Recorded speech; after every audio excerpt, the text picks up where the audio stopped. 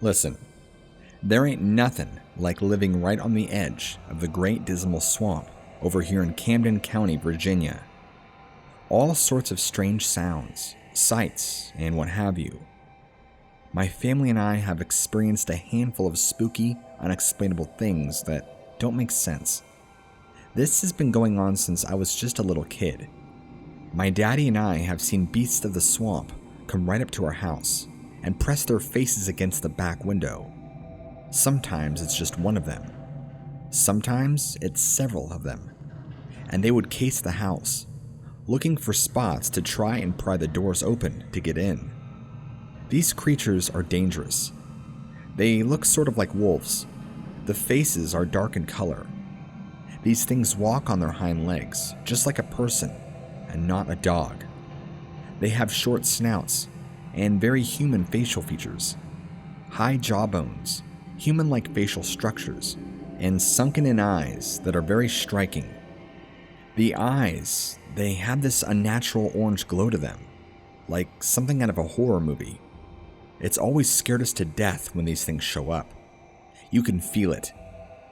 The first time I had an encounter was when I was a 10-year-old little girl, and I was lying in my bed, drifting off to sleep, or almost, when all of a sudden, my room got really dark. I had my blinds and curtains completely open, and my head was against the wall, right underneath my window. Something really big stood in front of my window to block the light coming through. And in that moment as a kid, I turned around, half curious and half scared, and saw the horror that stood on the other side of my window. It just stood there and watched me, and gave me a small smirk, and looked away. I was terrified. Those aren't the only other critters we got out here either, because my daddy has seen what he called lizard men emerging out of the swamp waters nearby at night. Sometimes they're drawn toward the porch light at night, so we make sure to keep all outside lights off if we absolutely can. He don't like to take any chances. One time, one of these things walked right up to our car in our carport and hid in the dark. You can hear it making this clicking noise, and you could see the glowing eyes that it had. My daddy fired his gun, and it still didn't even move. Anything that isn't afraid of a gun is something to be feared. When I say the swamp is dangerous, I mean it. Animals that are not supposed to exist thrive out there, and when they don't have to worry about being found, they can just torment those who live near the home without ever worrying. I wanted to mention this before I ended the email. Sometimes, not all the time, but sometimes, we'll find random dead animals all around outside the house. They look to be like they've just dropped dead mid-step. It's so weird. Animals that aren't even really common around here either. We found a dead coyote once by our carport that looked like it had just fallen over and died. No signs of any poison, struggle, nothing. We found a boxer dead too. A few cats, raccoons, all died the same way. My daddy thought they were getting into poison somewhere, but no one around here, nor any of us, lay out poison that these things can get into. More answers than questions at this point. The worst is during the spring and fall, where at night, you can hear all sorts of awful noise. The swamp will get really quiet, and you'll start to hear either these loud dinosaur roars and screams. It sounds like something out of a movie, and it sounds big. Then other times, you'll hear this deep roar that sounds like it's coming from a huge wolf. No doubt it's the swamp creatures that paid me a visit when I was a little girl. The sounds are incredibly loud at night. Other neighbors swear they heard a car being smashed into a tree. Other neighbors claim they will sometimes hear things in their backyards and driveways. I know the folks around here are very cautious and even have spotlights all around to ward these things away. From our experience, the swamp creatures are drawn to the light, and we're not sure why. The swamp creatures are very intelligent and know how to find food without anybody noticing. Maybe this is why they come toward the light. Sorry for so many things that don't make sense. We are trying to make sense of it ourselves. All we know is we have a swamp full of critters, like lizard men, and giant dogs that walk on their hind legs. We don't know what to do.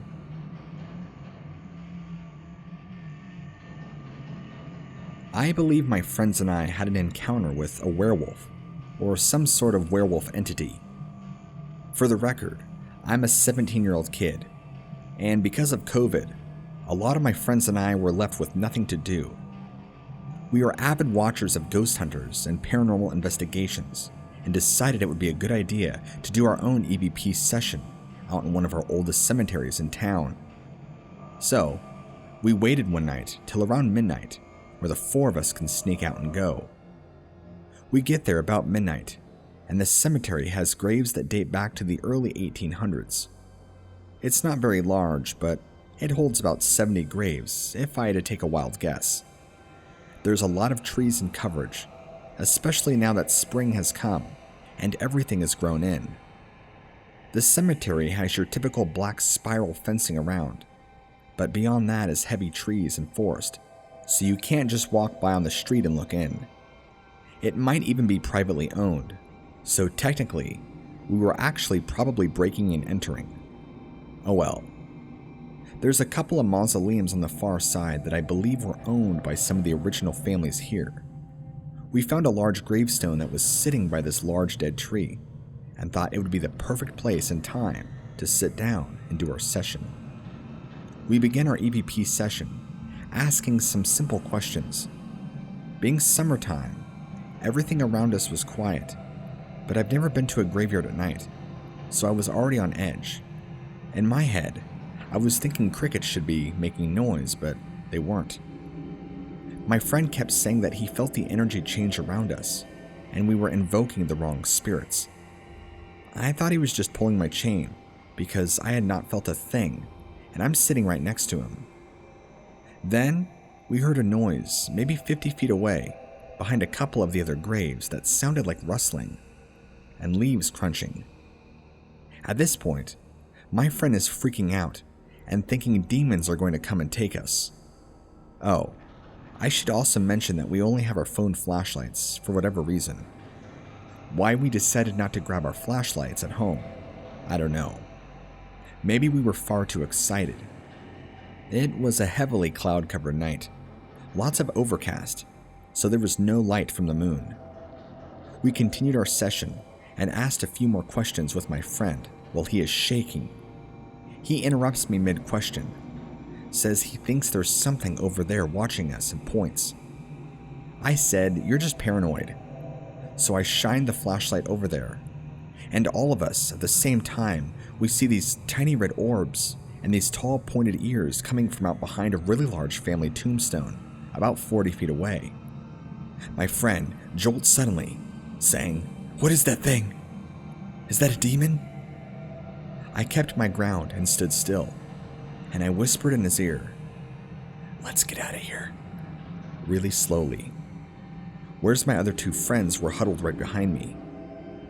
We all stood up slowly and backed away to the far side of the cemetery, where this thing continued to watch us and not move from beyond the gravestone.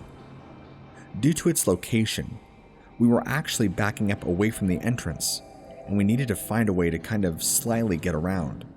So we hid behind a couple of tombstones, and each of us took turns making a beeline for the entrance. We did this one at a time, without this thing ever seeing us, or so we like to think. That's the only and last time I'm ever doing an EVP session in a graveyard, and it's kinda killed my desire to do any ghost hunting or paranormal investigation. Since we saw the tops of its ears and its eyes, it looked like your typical werewolf. My friend, the one who was freaked, is convinced we summoned a demon and refuses to talk about it. But honestly, I don't exactly know what happened. I believe we saw something, and potentially a werewolf spirit, or maybe a werewolf, even though I can't exactly say that's what it was. I haven't told my parents or any of my other friends about what happened, so I'm desperately looking online for answers and people I can talk to about it. We were actually planning on bringing out a Ouija board out there, but with the way the events transpired, boy, I'm glad we didn't. Who knows what else would have happened? Part of me wonders if us trying to do an EVP session called this thing in, or if it just happened to be lingering around nearby and saw us and took its chance to watch us and be curious. I've looked online a little bit, and I have seen some similarities between people seeing werewolves in graveyards, but it seems to be mainly Indian burial grounds as the common denominator. I don't know my geography terribly great, but I'm pretty sure there aren't any native reservations or anything around here, so that's checked off the list. Had we not spotted it, who knows if it was truly trying to creep closer and maybe grab one of us. I don't feel like it had the best intentions considering it was hiding and trying to stay incognito. At the same time though, it did reveal half its face and upper head to watch us from afar. I felt it was more curious, but my feelings could very well be wrong. After all, I felt that nothing would happen, so I was wrong there. Maybe it was waiting for the right time to grab one of us, like I said. I'm just glad we didn't stick around to find out. Somehow, when we made our exit out of the graveyard, hugging the outer perimeter wall, we didn't see it anymore, which was equally frightening. I don't know where it went. Maybe it was there guarding someone's grave. Maybe it was someone's pet. I don't know. People say there's a certain kind of energy that lingers around old graveyards, but whether that's true or false, I can't exactly say. I didn't initially feel anything different about the atmosphere around us when we first entered, nor did I really when we left. I was just seeing this creature. I never felt a sensation of anything wrong per se. Anyway, I'm not here to turn this into a novella. I just have no desire to ever return to a graveyard to do any sort of EVP session at nighttime again. I would have gone during the day, and it might have been a different scenario. I'll never know now, because I am staying far away. Thanks for reading.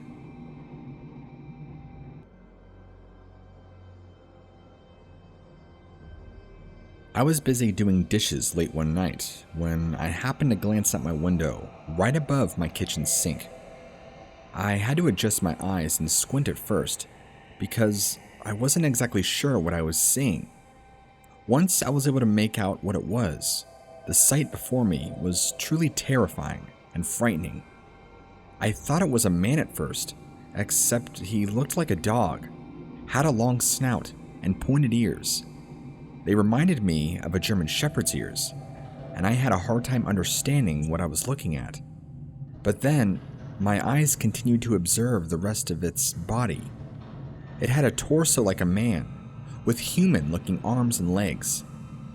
This thing was covered in hair or fur all over its body, and it appeared to be a dark brown or black color. It was one leg, stepping over our old wooden fence with what appeared to be a dead cat in its arm. As soon as it lifts its leg over the fence, it quickly turned its head back toward the direction it was coming from, as if to make sure it wasn't being seen. I got goosebumps, bad. I couldn't believe what I was seeing.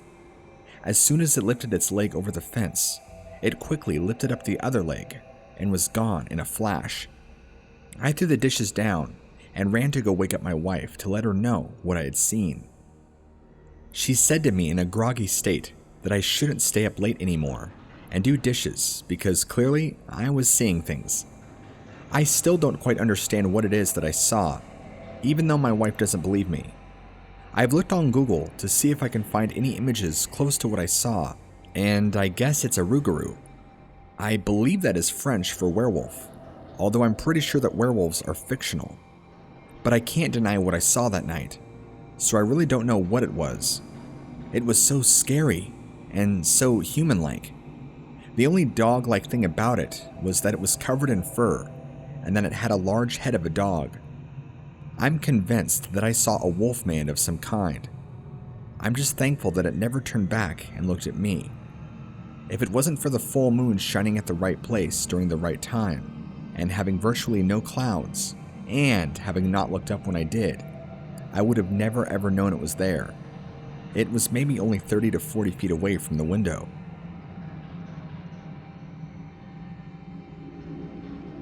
I used to live in a neighborhood in eastern Pennsylvania for about 12 and a half years. Pennsylvania is the witchcraft capital of the world, so all sorts of freaky stuff goes on. For the record, this neighborhood was a little bit smaller. We all kind of knew each other. I lived in that neighborhood on and off for 12 years, but we had what we'd like to call the neighborhood creeper. We all kept tabs on what this thing was, but we believe it was some sort of monster. Look, I know that sounds silly coming right off the bat, but let me explain. This creature would steal our cats and dogs, and it tried to break into our houses. Only sometimes, though. It wasn't around all the time, and there never seemed to be a rhyme or reason for it showing up. But it was primarily active during the early morning hours and at nighttime. It would come and go, no matter what season or month. Unfortunately, I got the chance to see this thing nearly face to face through my window. It had a very scary wolf-like face, pointed ears, and very human-like hands, but they were pressed up against the glass, so I couldn't see them as much as I would want to, or not want to. Judging by the size of this animal, it could have very easily just pushed my window through and gotten to me, but it didn't. It was like it was reminding me that I was its prey, and it wanted to keep me in my cage until it was ready to feast. I know deep down that this thing could catch me and put me out of my house and eat me if it wanted to. There is a very old sweet lady that lived just a few houses down from me. God rest her soul. She passed away a few years before I moved out, but she described it as looking like a werewolf. She said it was black and gray in color and had very large teeth. She said it would always steal her cats and eat them. She was one of those elderly ladies that kind of let it go with having cats. I mean, her cats were always having kittens and having more and more kittens. She never really took care of them, and it really got out of hand. I guess you can say she was the crazy old cat lady, but she wasn't a crazy lady, she was actually a very sweet, loving lady. Anyway, maybe that's one of the reasons why this thing came around. There was free food supply. I'm not exactly sure. Most people in the neighborhood were terrified from what I recall, and nobody tried shooting at it or calling the cops because, come on, what are they going to do? Last I heard when I moved out, there was still activity because I still keep in contact with some of my neighbors. I had developed close relationships with some of them, especially the ones close to me, and to my knowledge, this thing still lurks around the neighborhood from time to time. To answer some of your questions, to my knowledge, it has never broken into anybody's house, although it has attempted. It's never attacked or hurt anybody, other than household pets, but it has scared the pants off many. The neighborhood kind of goes down on an unofficial lockdown at night, and you really don't see anybody out after dark. It's strange because you can go a few neighborhoods over, and people are out walking their dogs at night. But in the evening, not in this neighborhood. I'm glad to have been gone, and honestly, I have no desire to ever return.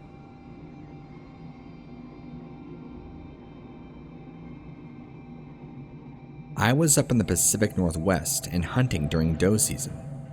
I had my tree stand all set up, and I got up there early as I could, waiting for deer. Luckily for me, I was on a friend's property, in which he owned about 30 plus acres. I much preferred hunting on private property, so I didn't have to try and compete with a kill. What happened to me this day made me take a hiatus from deer hunting. So I'm sitting there, waiting in the stand, and I hear something big coming at me in the woods. My first instinct was that it was maybe a large buck, just because of the large sounds and how fast it was traveling.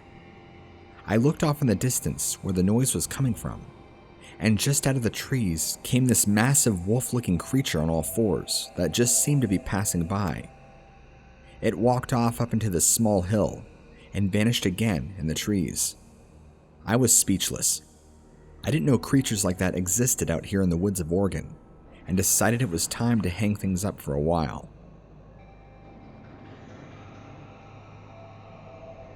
Not my story, but a friend's information that I am sharing.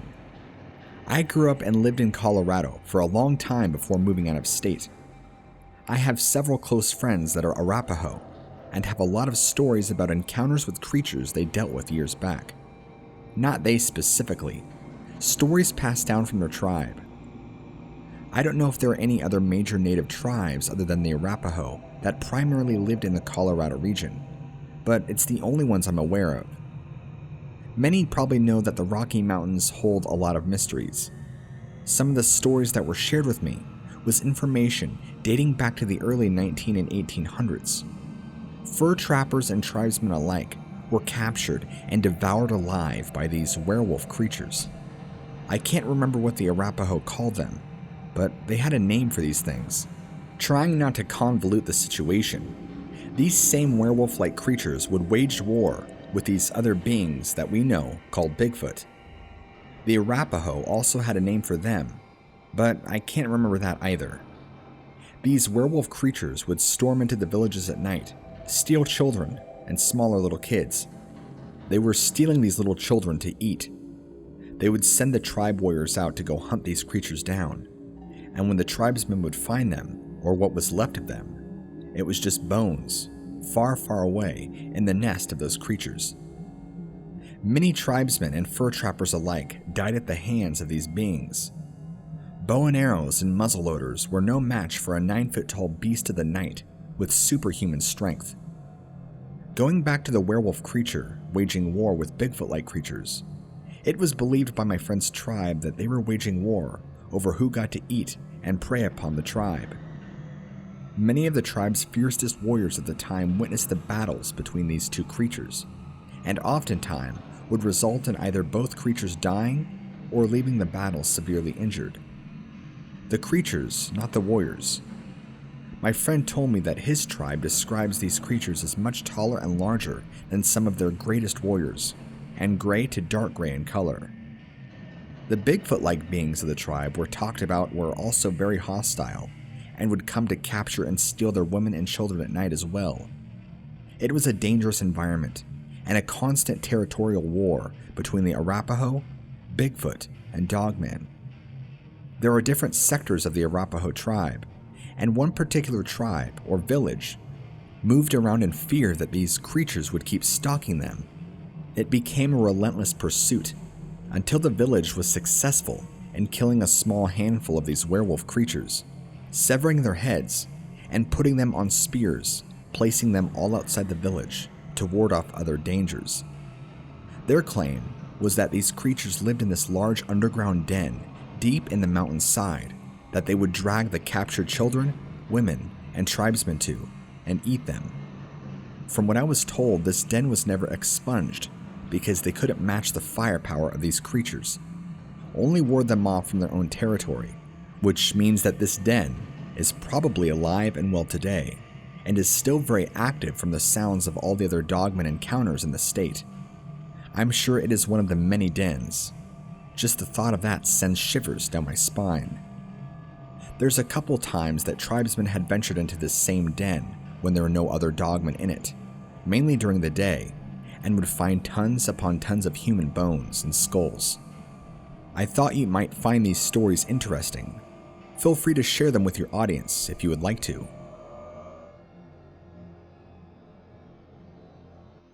One night, I got up from sleep and was leaving my bedroom to go get some water downstairs. I saw something behind the curtains in my living room that looked big and black. I could see the shape, and it resembled a strange werewolf silhouette standing close by the door, when suddenly it turned onto its hands on all fours and ran off towards my neighbor's house in the opposite direction. I was scared out of my mind just seeing this tall thing right outside my house. My curtains are so thin, and the moon cast a perfect silhouette of this thing. I wanted to scream my lungs out.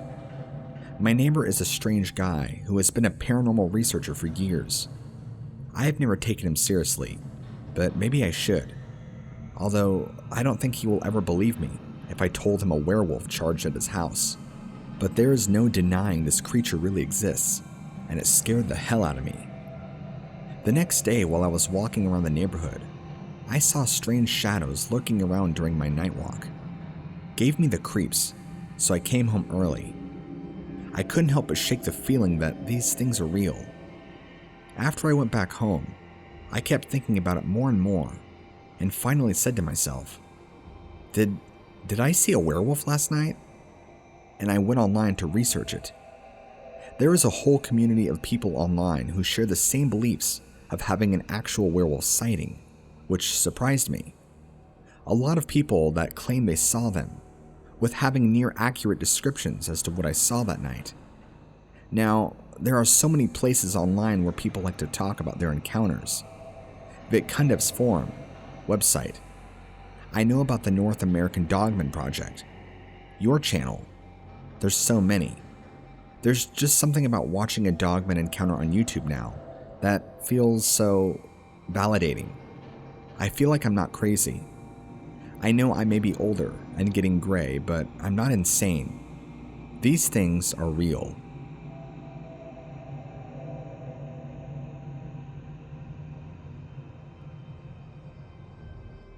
I was out camping with some friends just a couple of months ago, and I had an extremely bizarre and somewhat terrifying encounter that I cannot explain.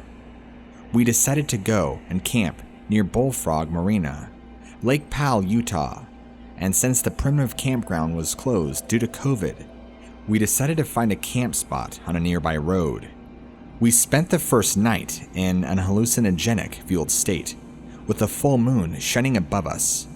It was truly an amazing spiritual experience. The next day, we went down to the beach at Bullfrog Marina and spent the day in the sun, and when we got back to the camp, most of my friends decided to take a nap. My brother and I knew that if we took a nap, that we may as well call it a night. So, we chose to go explore the gully and the dry riverbed below our camp. It was beautiful, a very beautiful area. We actually found a bullfrog hopping around and what we determined to be lemur footprints. It was after dusk at this point and was starting to get pretty dark. I told my brother that I wanted to check out this little canyon near the riverbed before we went back to camp. He agreed, so we made our way into the canyon.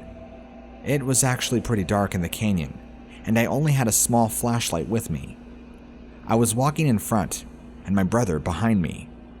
I figured that it was a fairly small canyon, and I assumed that the rock wall that I was looking at near the back of the canyon was the end.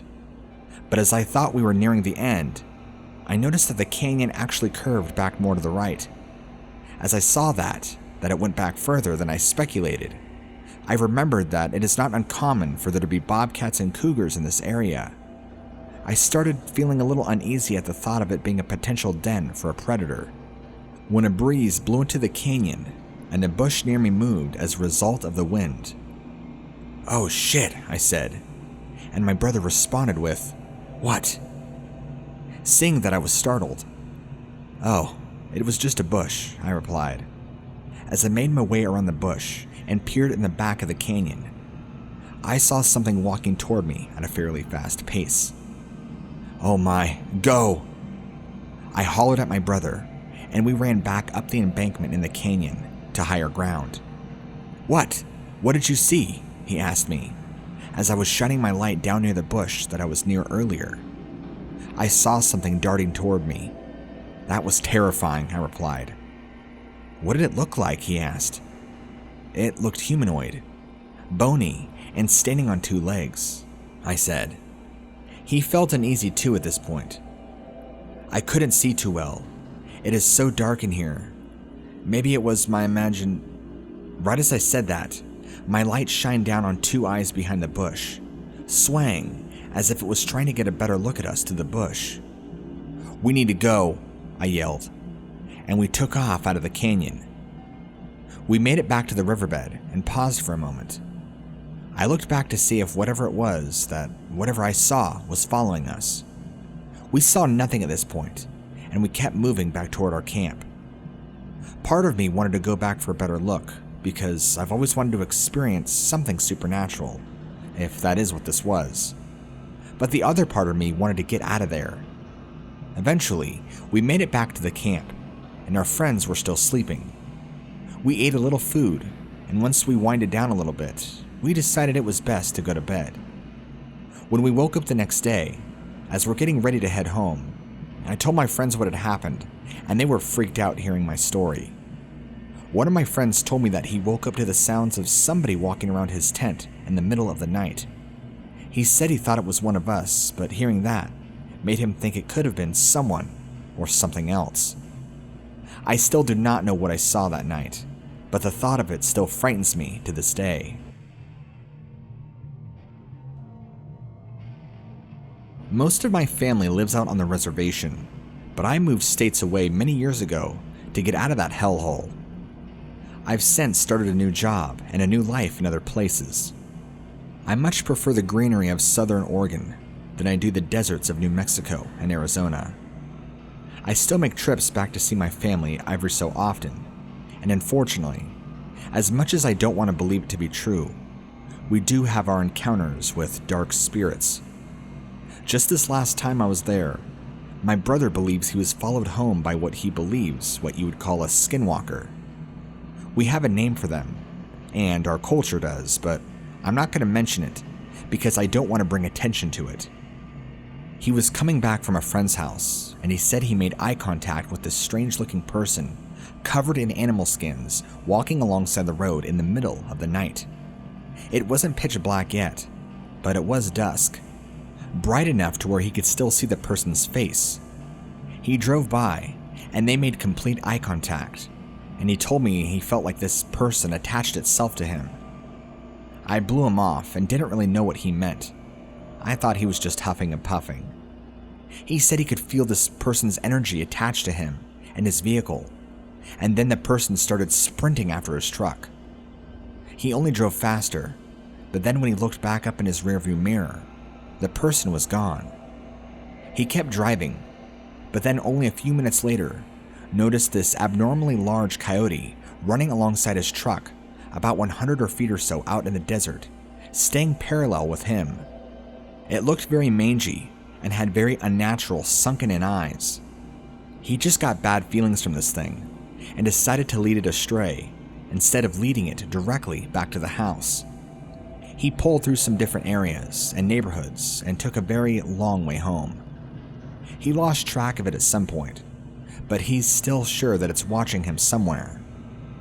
Sometimes he used to always think the whole skinwalker jargon was just a bunch of crap, but the more time I spent with my family out here, the more I realized there is a lot more truth to it than I would like to accept. You can be even trying your best to stay out of it, but that still doesn't guarantee you safety. Luckily, we have medicine men in our family who can pray and protect over us, but these things still, I feel like they have too much power. I don't feel like medicine men is enough to protect us. This is one of the reasons that I feel so much safer having moved to Oregon and far away. I know Southern Oregon isn't exactly a safe zone per se, but much better than being at ground zero, where these things thrive and feed off the torment of the weak.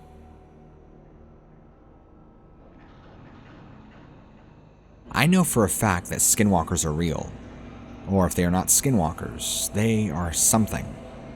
A month ago, in June, I was driving through the reservation with a friend of mine when we stopped to pull over to go pee outside.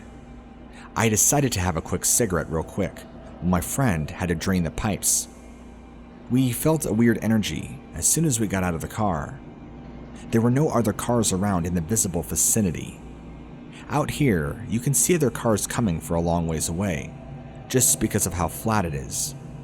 We did, however, have a wonderful view of the mesas and the red desert that spanned forever. We're not from around the Navajo reservation, but we've had many friends from the area, so we're familiar with the terrain. As I was saying, the energy, it felt very off. My friend's pissing in the one sagebush, and I'm puffing away on my cigarette, when off in the desert, we see this tall, skinny black figure with what looks to be a skull-type head stand up from behind a large bush and begin walking towards us slowly. I start saying to my friend, "Do you see what I'm seeing?" And I kid you not, midstream, he starts freaking out and pointing, saying, "What is that thing? Why is it coming towards us? We need to get out of here." The best I can describe to you is the body reminded me something like Slender Man or something. Very tall, very lanky, but obviously not 13 feet tall or anything creepypasta or unrealistic looking. Probably more 7 to 8 feet tall, if I had to guess. Not too much taller than I. It reminded me whatever it was in was long tattered black robes or something. They were very dirty. Again, it was very slender. The head looked to be that of a goat skull or something weird. It was a skull though, I can tell you that.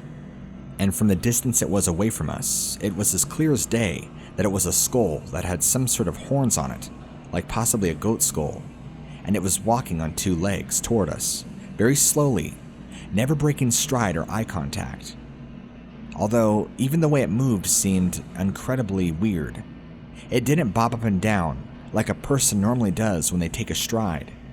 It kind of glided. Even though there were points where there should have been visible legs, it was just a long, black tattered robe from what I can tell, and it stayed unmoving. But again, it was very slow and steadily moving towards us. Who knows why or what it was? Since my friend and I are familiar with the area, we've had friends who are native to these parts and have their own stories to tell. Stories that I've always written off, but I've had some stories from friends that were terrifying in a way. Part of the reason I've always wanted to avoid coming to the reservation, even though in my own mind I wanted to deny it as much as I possibly could.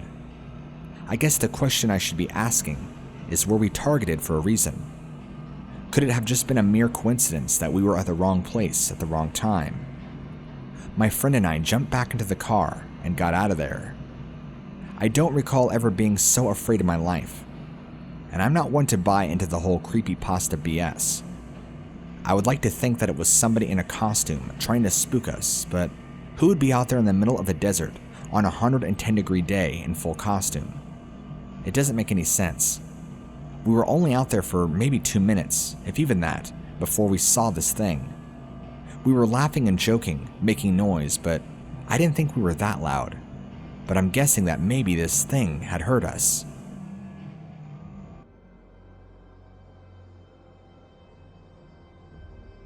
This happened when I was just 12 years old, and might take a little backstory for it to make sense. So, at the time, I was a young girl about to start high school. Now, I had some anxiety from the stress of changing schools and some family trouble, which didn't make things any easier for me. So, my mother is from Nova Scotia, and my father is from Europe.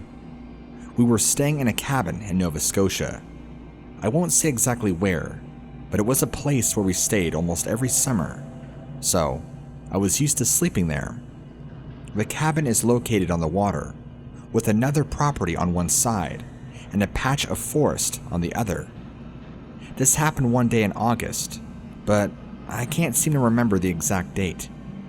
At the time, my father was away for the night to visit a friend, so it was just me, my twin sister, who we'll just call Annabelle, my little brother, we'll call him Thomas, and my mother Amanda, of course, not their real names. So, I was listening to something on my iPad, I don't remember what, and looking out to the window at the forest. For the longest time, it was just forest, nothing for me to be alarmed about. But after an hour or so, I saw something in the woods.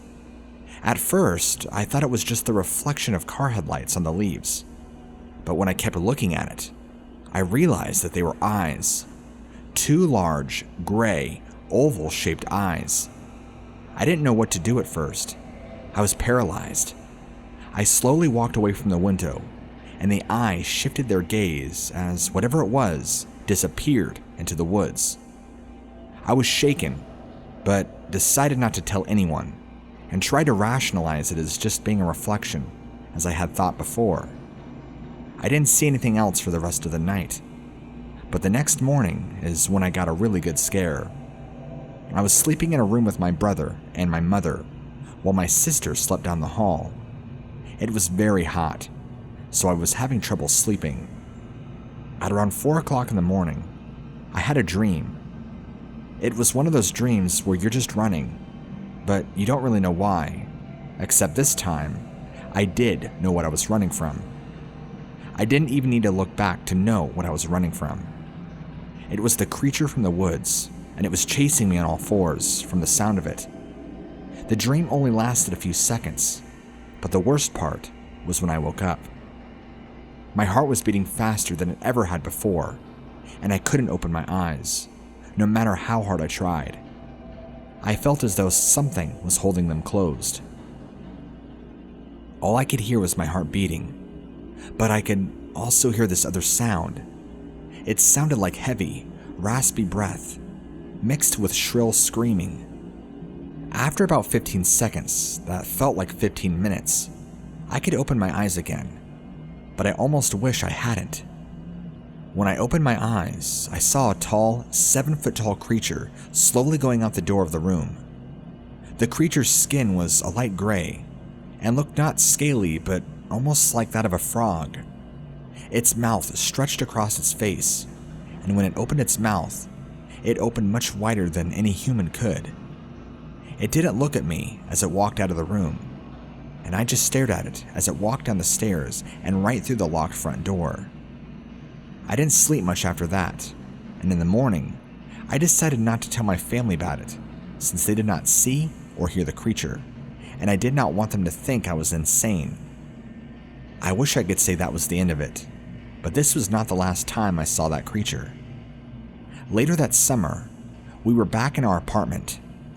Now, our apartment looks over a street with 6 lanes, so there's almost always at least one car on that stretch of road, even late at night. So the night this took place, it was around 11 o'clock at night, and I was the only one in our living room. I was going to go to bed when I noticed something unusual outside my window. The street outside was completely empty, not even a parked car, but what I did see still makes me shudder whenever I think about it. The creature from the cabin was slowly walking down the road. At first, it just walked down the road. Then it stopped. Slowly, and to my horror, it turned its head up to make eye contact with me. Our apartment building has many levels, and it was at least 60 feet from our building. It met my eyes exactly. This lasted for about 5 seconds. Then, it looked away, and I ran to my bed as fast as I could. To this day, I still do not know what I saw those 2 nights, and if anybody has any idea what I saw, please let me know. I haven't seen this creature since, and I hope I never see anything like that again.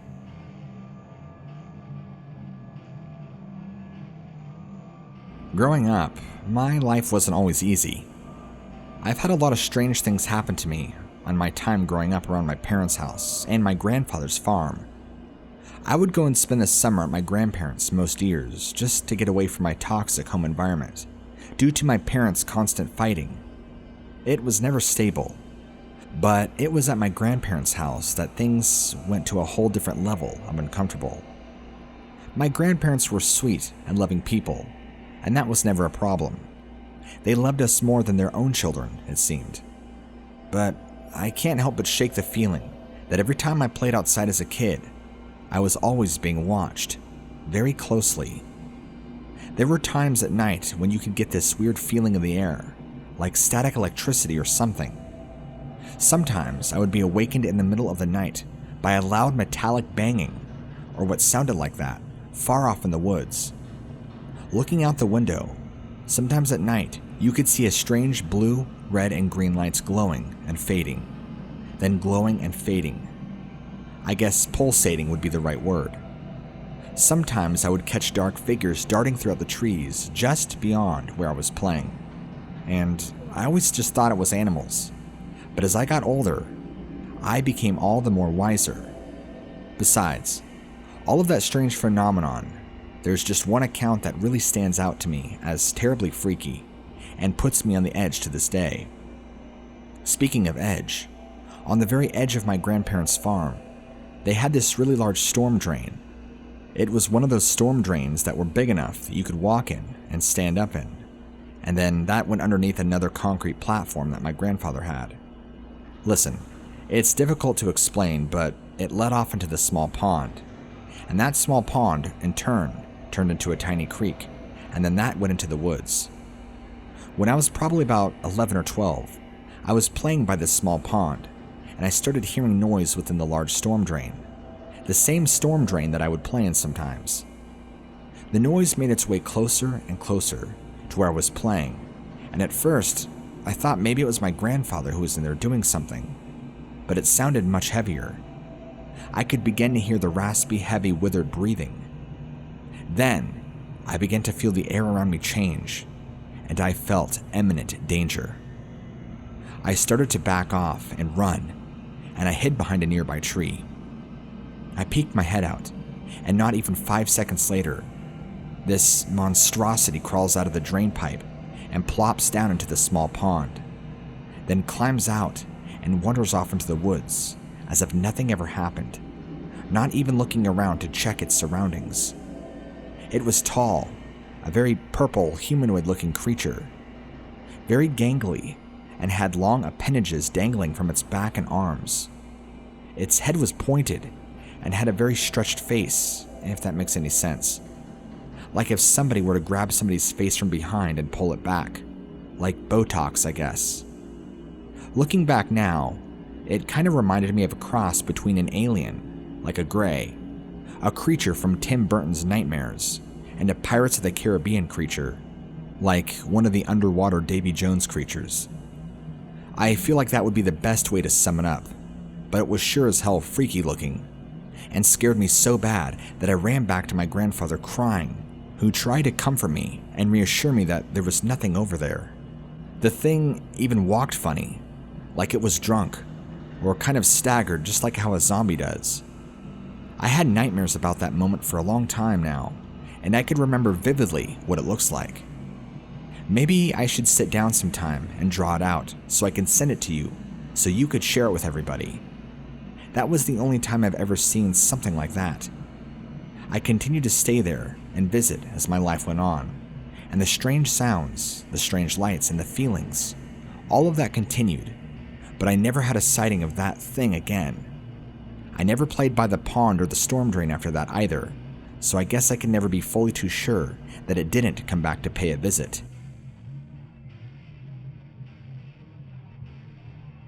To begin this tale, there are a few things you should know.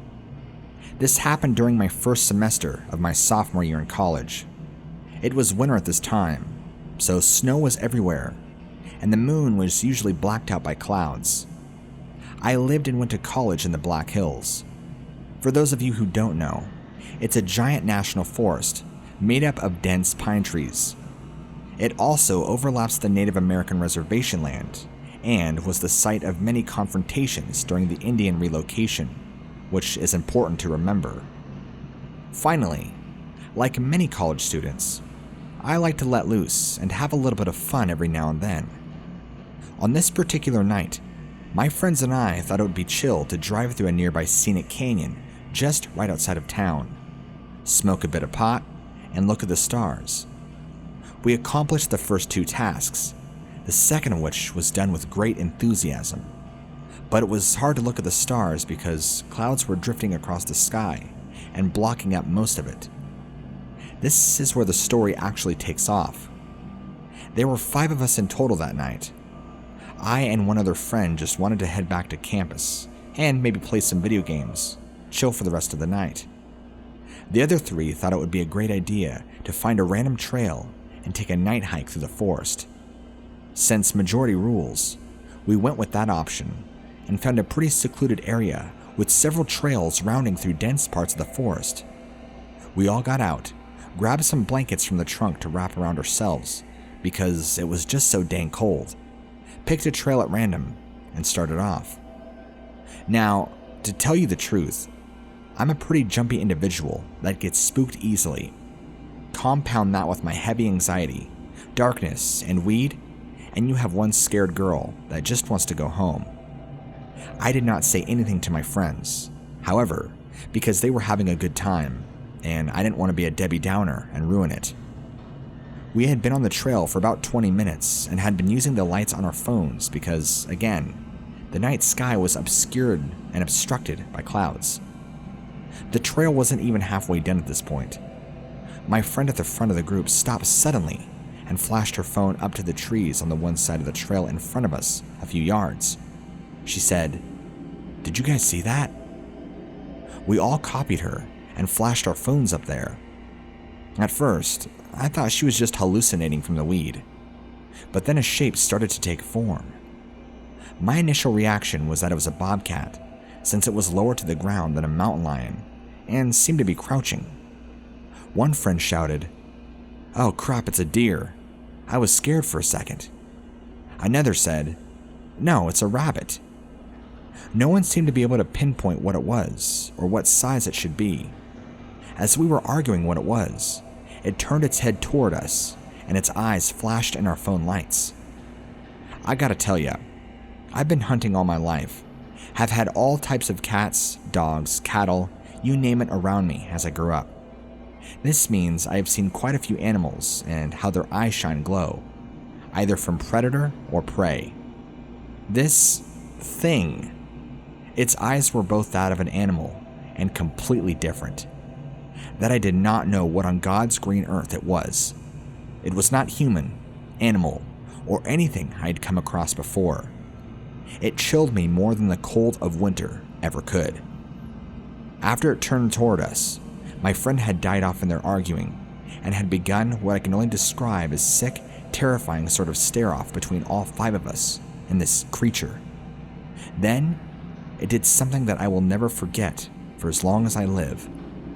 It stood up. I thought it was a bobcat. My friends had thought it was animals of varying size, but nothing extraordinarily large. As it stood, it kept going higher and higher and higher until it reached what I assumed to be at least 7 to 8 feet, if not larger. I assume it was larger because as soon as it hit that mark, my friends and I all started screaming and sprinting back the way we had come. A trail that took us 20 minutes to stumble through in our state took us only 5 when we're running like our lives depended on it. We all dove into the car, the driver floored it, and we sped all the way back to campus. After catching our breaths, we kept asking each other things like, "What was that? Did you see that thing? Was that real?" The night we all recollected what we saw, solidified that it was not just a hallucination, and decided it was some sort of animal, and agreed to move on with our lives. Only, I can't. My friends all told me it was just a bear, to not worry, because we had gotten away. I can't believe it. That thing, from what I had seen of it, what had emaciated and protruding bones under its skin. I couldn't see if it was skin or fur, just its silhouette and shadows around it, and flashes of its build. Also, it was the middle of winter. No bears would be out there, and they also never ventured to this part of the Black Hills. Remember how I mentioned reservation land around the area? Well, even though I myself am not a Native American, I had grown up on a reservation of the Lakota Sioux, the same tribe that inhabit parts of the Black Hills. They have many, many myths and folklore about various creatures that live in the hills. I took it upon myself to think back on some of the legends that I was told growing up, and also asked some of the elders from the tribe that I knew. They gave me some possible answers. I will tell you 2 of them. The first one is an innocent, if not familiar character from the Lakota legends. He is their version of Bigfoot. Lakota tribe members and storytellers debate whether or not this is a singular creature or an entire species, but all the same, it is a mostly harmless being that just wanders the forest and can act as an older brother in native stories. Altogether, it would not have been that terrifying if that was what was on the trail that night. However, I unfortunately have to side with the next creature as being the most probable one we met. There is a malicious spirit in the Lakota myth called Doubleface. He takes the shape of a man, sometimes an animal, sometimes something in between. He is also described as looking like an ogre, but I'd like to keep Shrek out of this. His front face is that of a human, if a bit disfigured. If you see this one, you are fine, but if not, and you stick around, he will try to convince you to take a peek at the face on the back of his head, which, once you look at it, will paralyze you or kill you with a single glare. If it does not kill you, Doubleface will finish the deed by beating you to death or eating you alive. That's a common theme in a lot of native lore. Cannibalism. I ruled out Wendigos because if it had been one, I would not be alive to tell this story. You might think it's ridiculous that I am putting so much credence on these supposed myths, but until you have seen what I saw in the dark of the night in the Black Hills, sat at a campfire with elders as they blessed you with sage, and listened as they provided you with both answers and caution moving forward, you will never understand how terrifying it is to realize that not all legends stay in stories.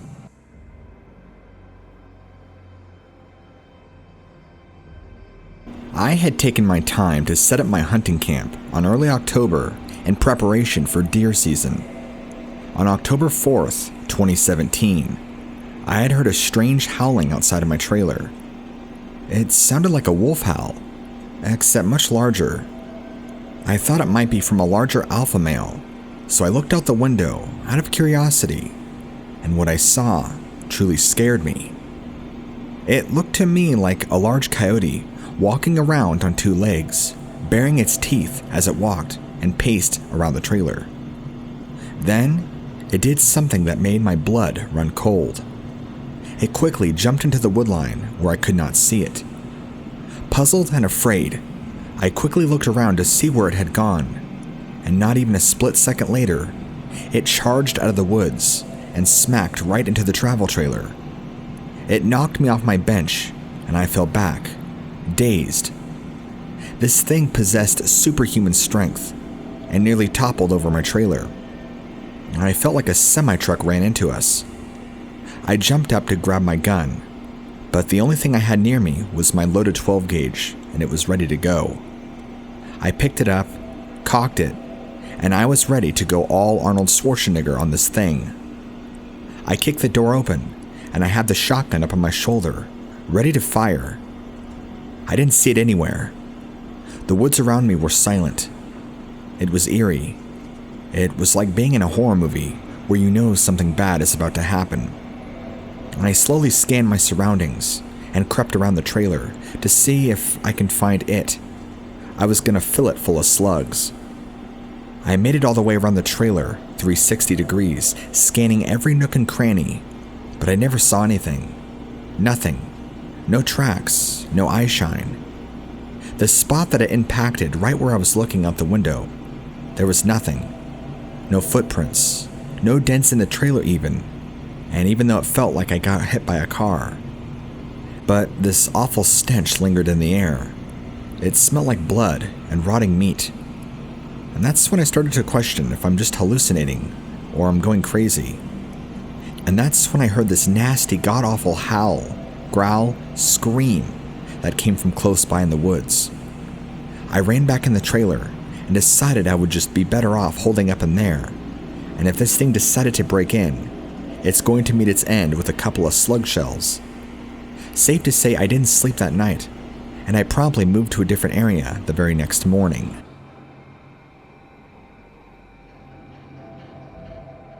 I was only 15 years old at the time.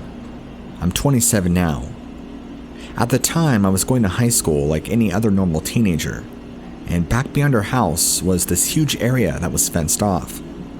The fencing was tall, wooden fences, and I believe the neighbor or someone or something owned it, but to my knowledge, it was just an empty field. Beyond that was woods, and then I think it went to another neighborhood a ways after that.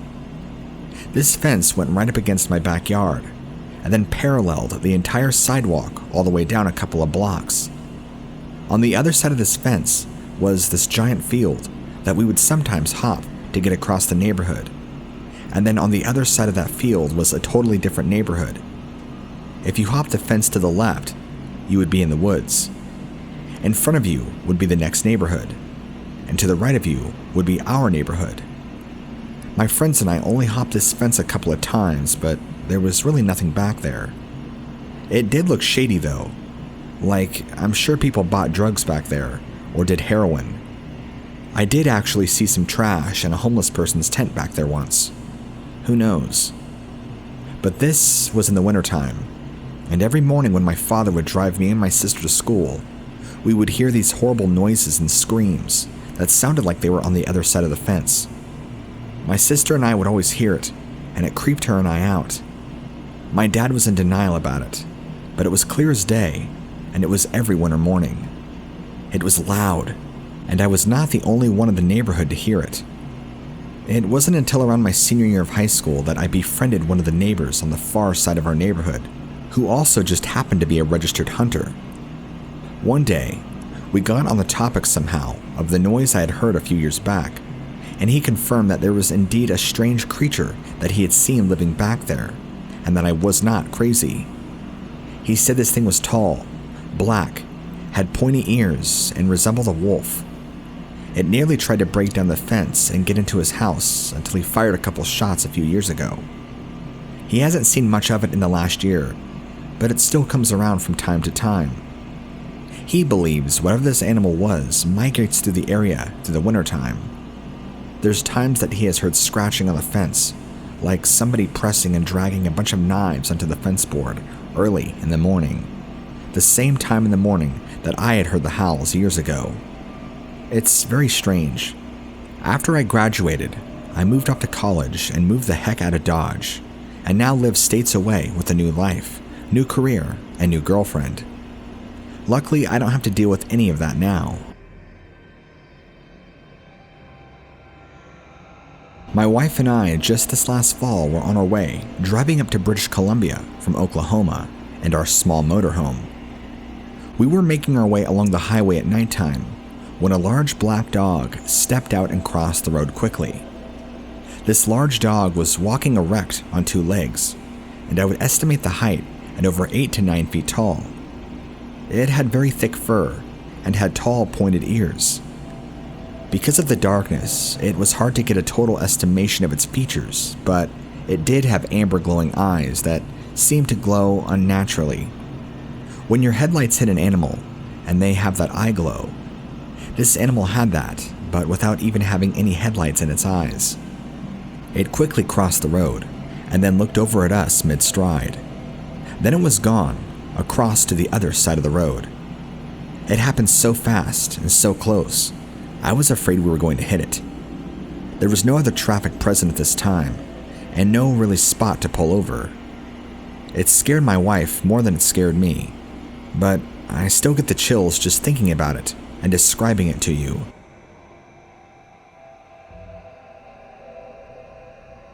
It was 1999, and I was driving east of Charleston, Missouri. I was driving later on at night, and I had pulled over to put some water in my coolant tank. Quick note, I had been having some serious issues with that truck that I was driving at the time because it was overheating.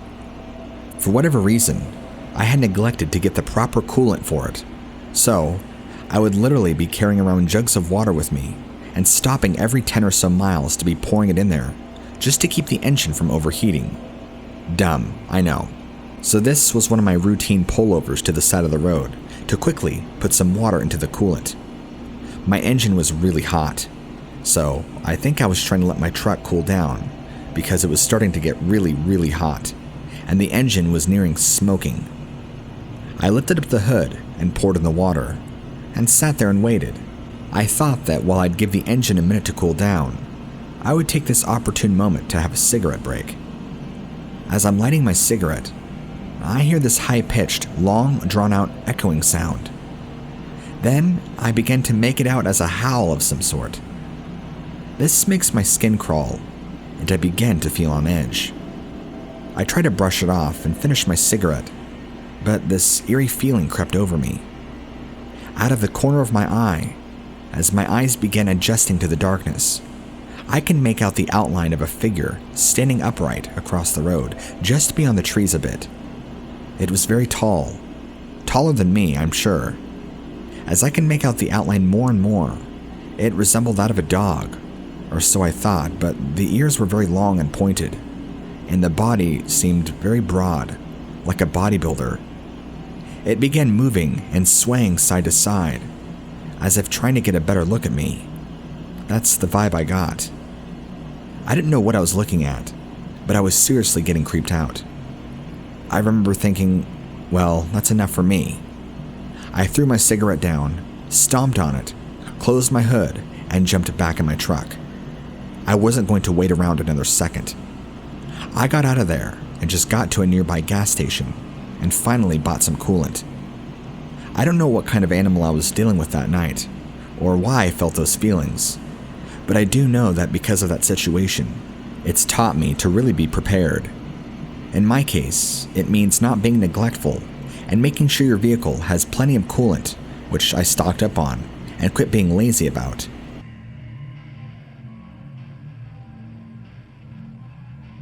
A few years ago, I went out with a couple of my buddies to do some bass fishing at night.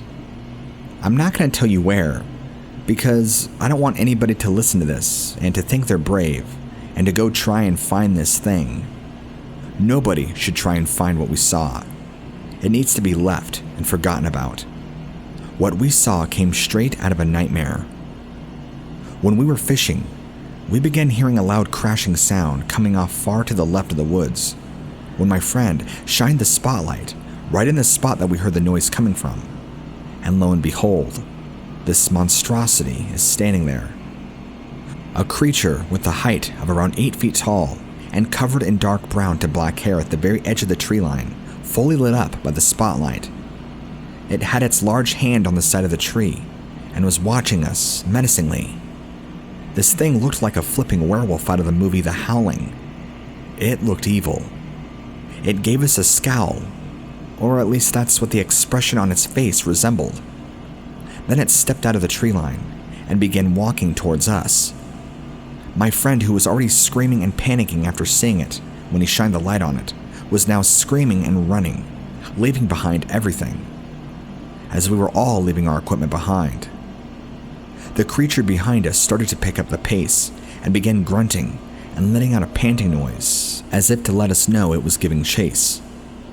We made it back to the main trail and then back to our truck in one piece, and it seemed that this creature had stopped following us somewhere along the way. We were terrified. One of us had to go back the following morning to retrieve our equipment, which was left untouched. Still, one of the scariest things I've ever been through in my life.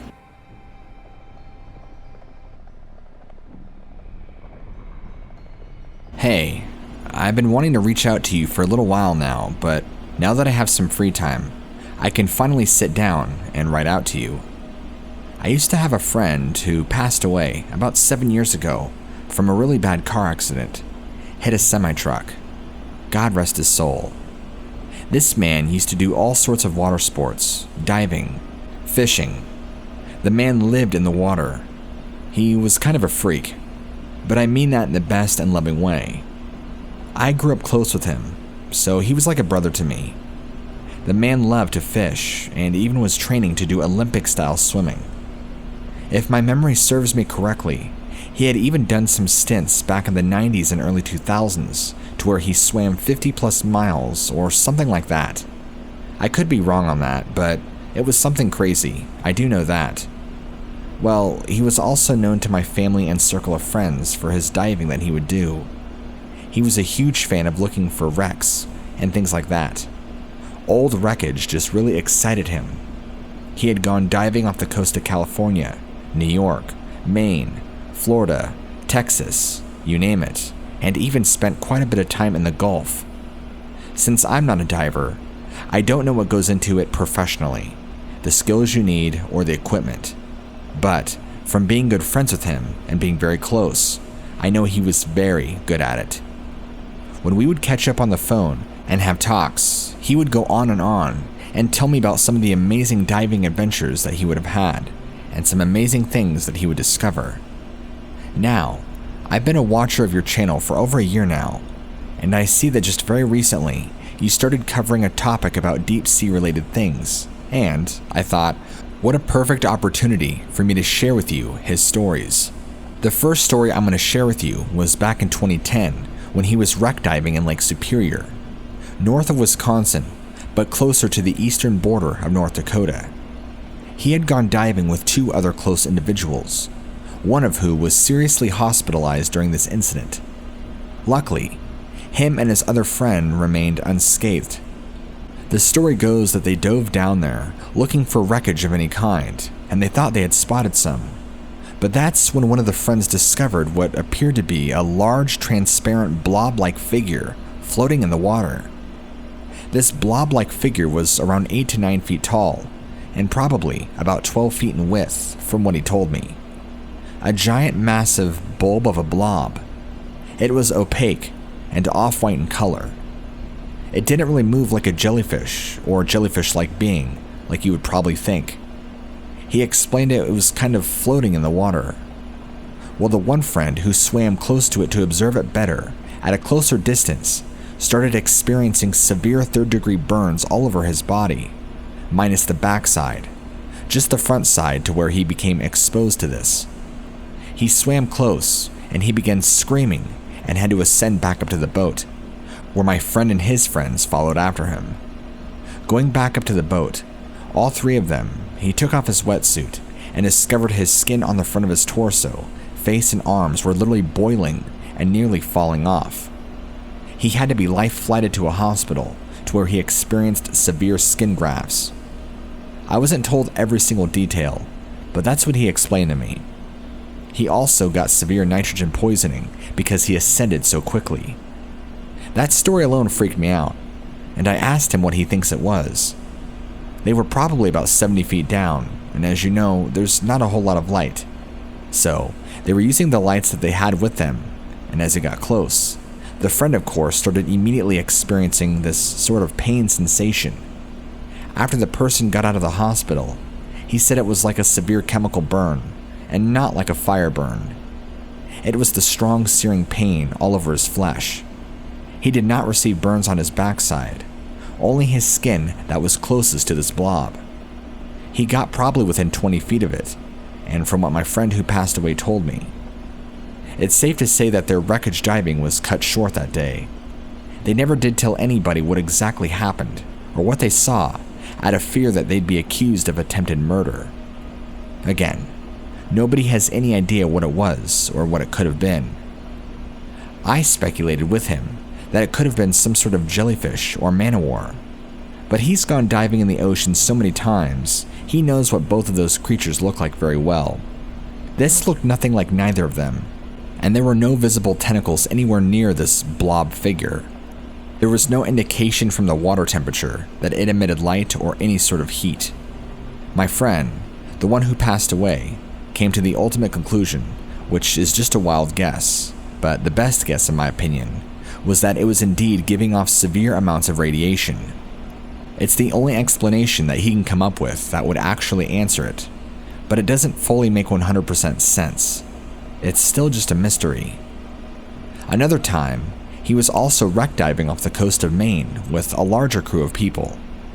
I don't recall how many miles he was off the coast, but I know it was somewhat significant. I think they actually had a particular wreck they were looking for, but I might be wrong on that.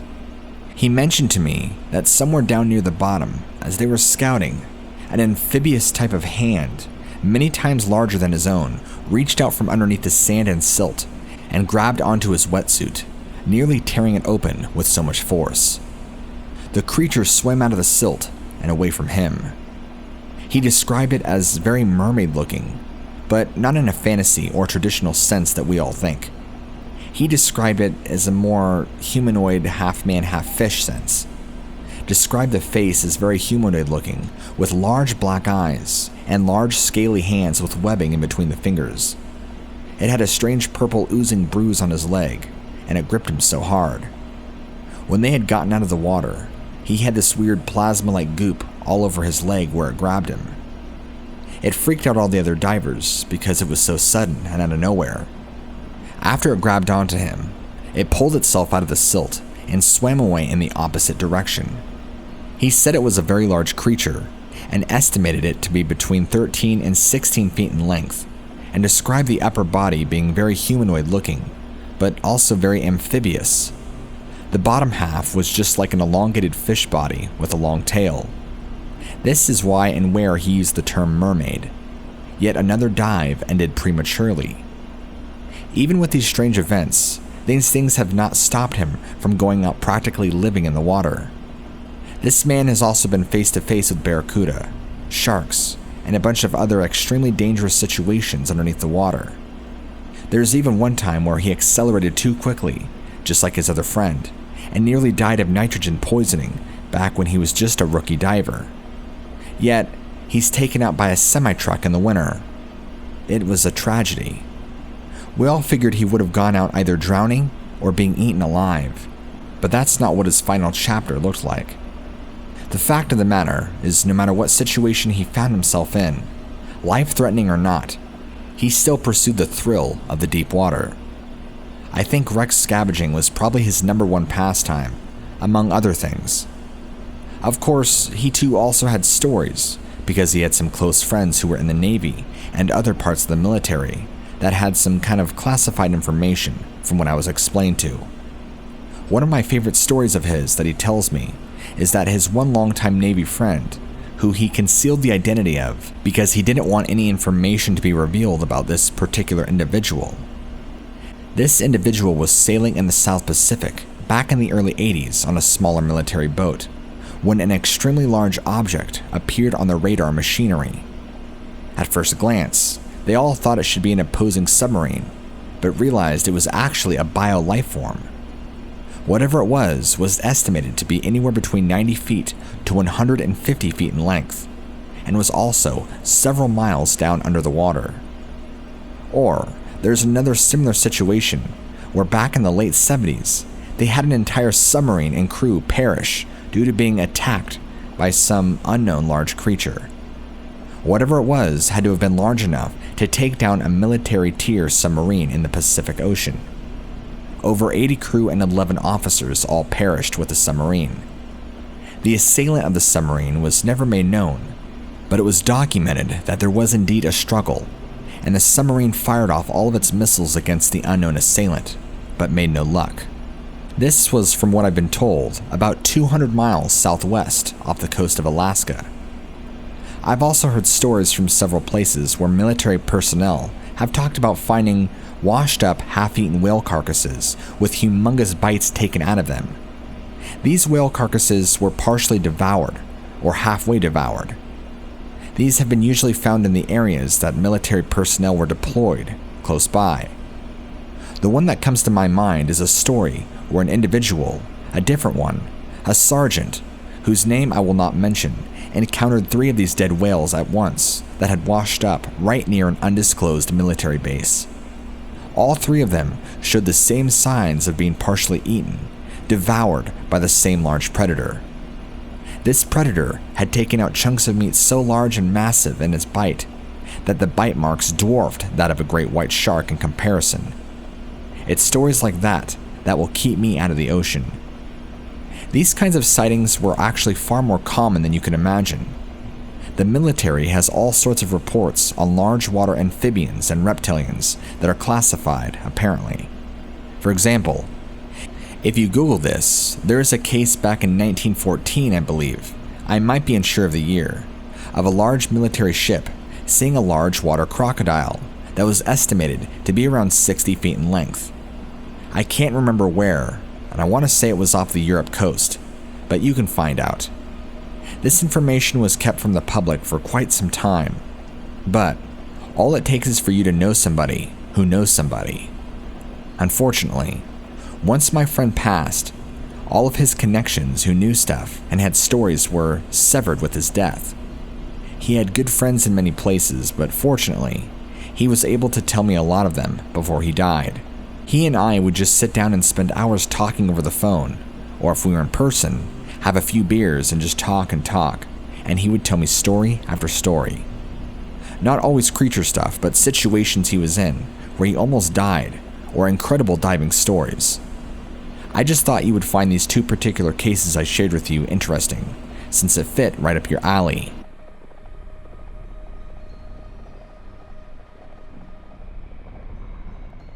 I had an absolutely terrifying experience that happened to me just a few weeks ago on the night of the 4th of July.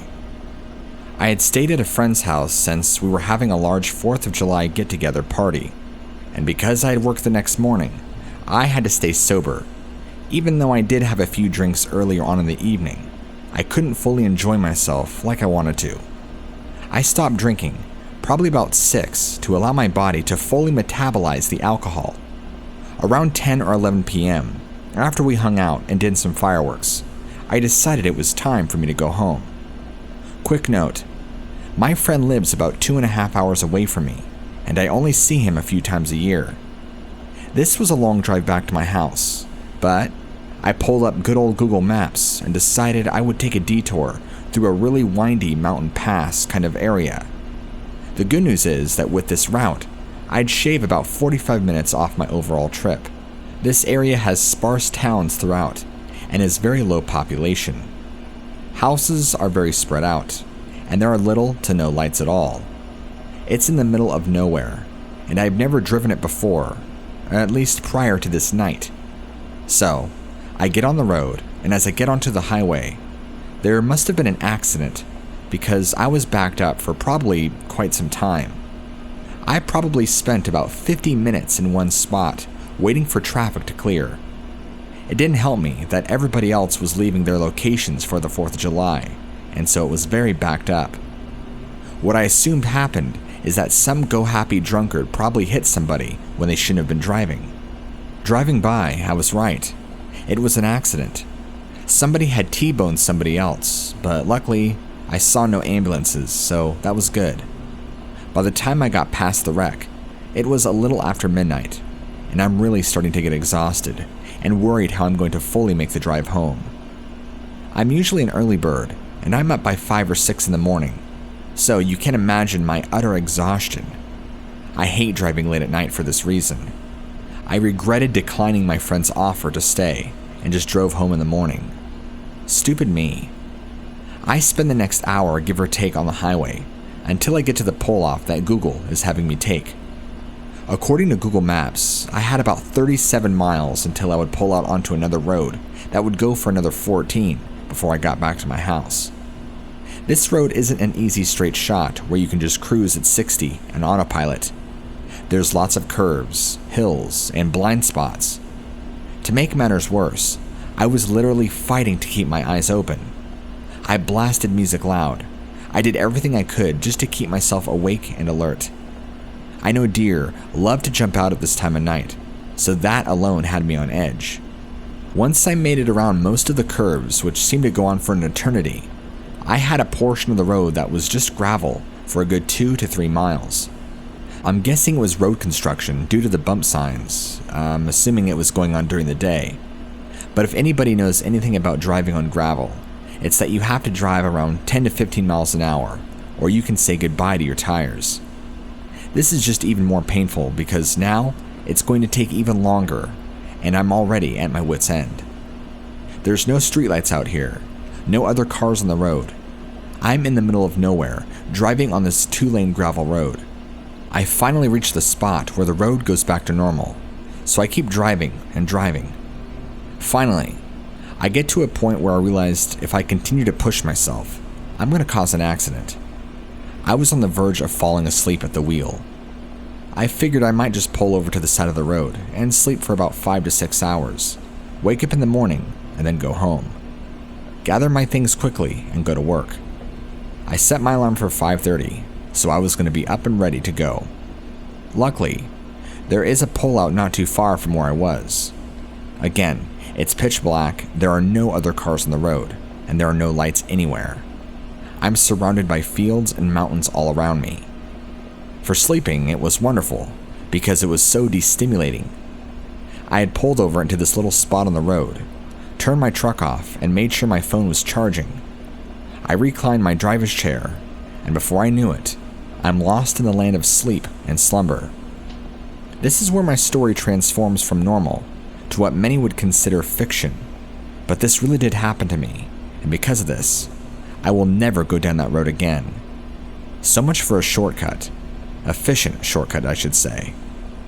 I never in a million years would have considered the price tag that it had attached to it. For starters, I'm a fairly light sleeper, so it doesn't take a whole lot for me to be jolted awake. Do you know how it is when you're awakened when you're asleep, but your eyes are still closed, but you become fully conscious of what's going on around you, like noises and such? Well, that would describe right now. Besides, it was so dark, it's not like opening my eyes I could really see much. I woke up to a strange tapping on my driver's side window, but it wasn't like a person tapping their finger. It sounded like a rock or something being slowly tapped on the glass. There was no order to it or pattern. It was just random, and I woke up to this. I sat there for probably about 5 to 7 seconds, just listening intently to make sure I wasn't going crazy, or still in a dream. I opened my eyes and reached down for my phone to turn the flashlight app on. I immediately shined it over at the driver's side window and screamed at what I saw. In turn, I dropped my phone. Pressed against my driver's side window, from the half second that my light reflected on its face, was a very angry dog or wolf, something. All I saw were the eyes, the face, and huge teeth, and it caused me to drop my phone. Now, I'm frantic. Besides the teeth, what terrified me the most, I think, was the intensity in its eyes, the expression and intelligence they held.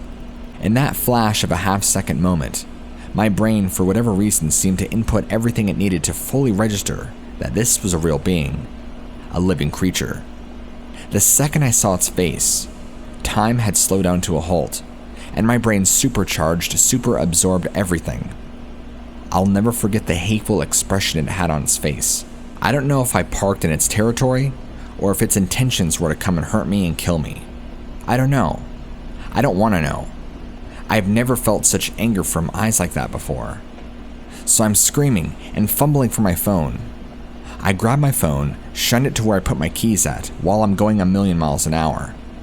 I never leave my keys in the ignition, and I'm regretting that because this could have gotten into my truck.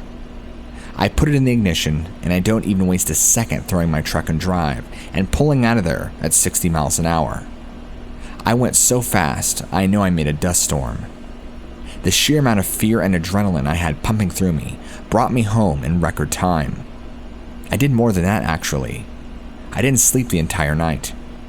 I get home, get out of my truck, and I'm checking all around just to make sure that freak of nature wasn't following me, didn't hop in my truck bed, or do any damage to my truck. I didn't even want to waste my mental energy trying to figure out what it was or what kind of animal it was. I didn't care. I was too terrified. I drive a larger truck that you have to climb up into, so it's not like some small dog that can easily just get on his hind legs and press his small face against the window. The head was huge and filled up almost my entire driver's side window. I don't know why it looked so angry, whatever it was. Its mouth was in an open position, kind of like it wanted me to see all of its teeth, which were oversized to begin with, and way too sharp to be a dog. Why was it tapping on my window? I have no idea, but I wasn't going to stay around for another second to find out. So, then the very next day, I call up my buddy, the same buddy who had the 4th of July party the previous day that I was just at.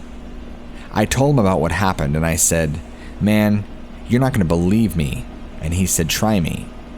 So I told him, and he went quiet and said he's had a few other similar experiences over by the West Coast. "I think what you encountered is a Dogman." I said, "What the hell is a Dogman?"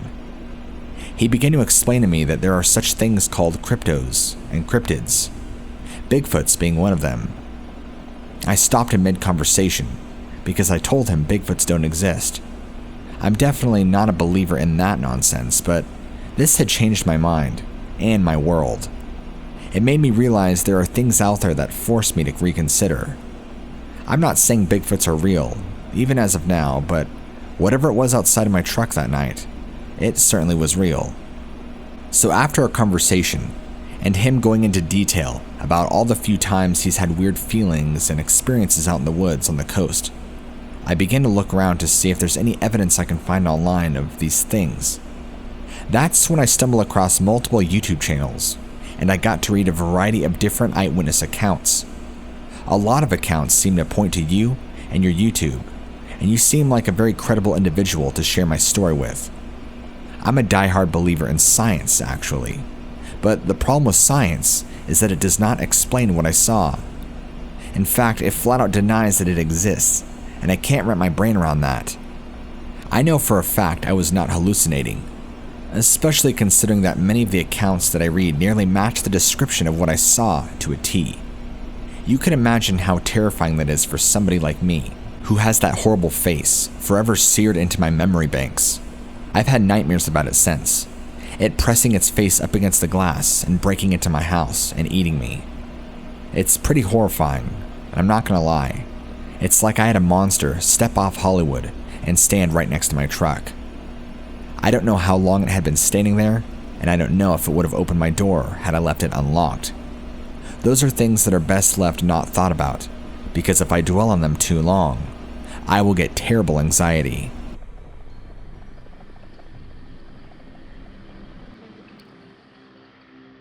Alright, I have a story to tell you. I want to first mention that I'm a huge fan of your channel, and I'm very interested in the paranormal and cryptids. But I've always known them to be a work of fiction, and even though I'm interested in them, I've always believed them just to be stories and nothing more. Entertaining stories at that. Long before I ever showed interest in the paranormal or even cryptozoology, I would always make fun of people for believing in Bigfoot, where they were saying that they would have a Bigfoot sighting. And not just Bigfoot. I even had friends growing up who claimed their houses were haunted, or that they had a poltergeist, and they would be the laughingstock of me.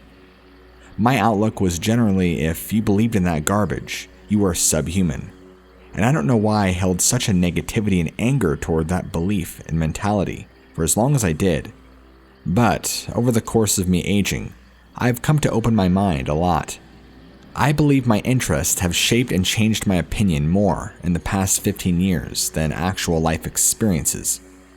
My opinion has now changed, but before I get into my story, let me give you a little bit of background info on me.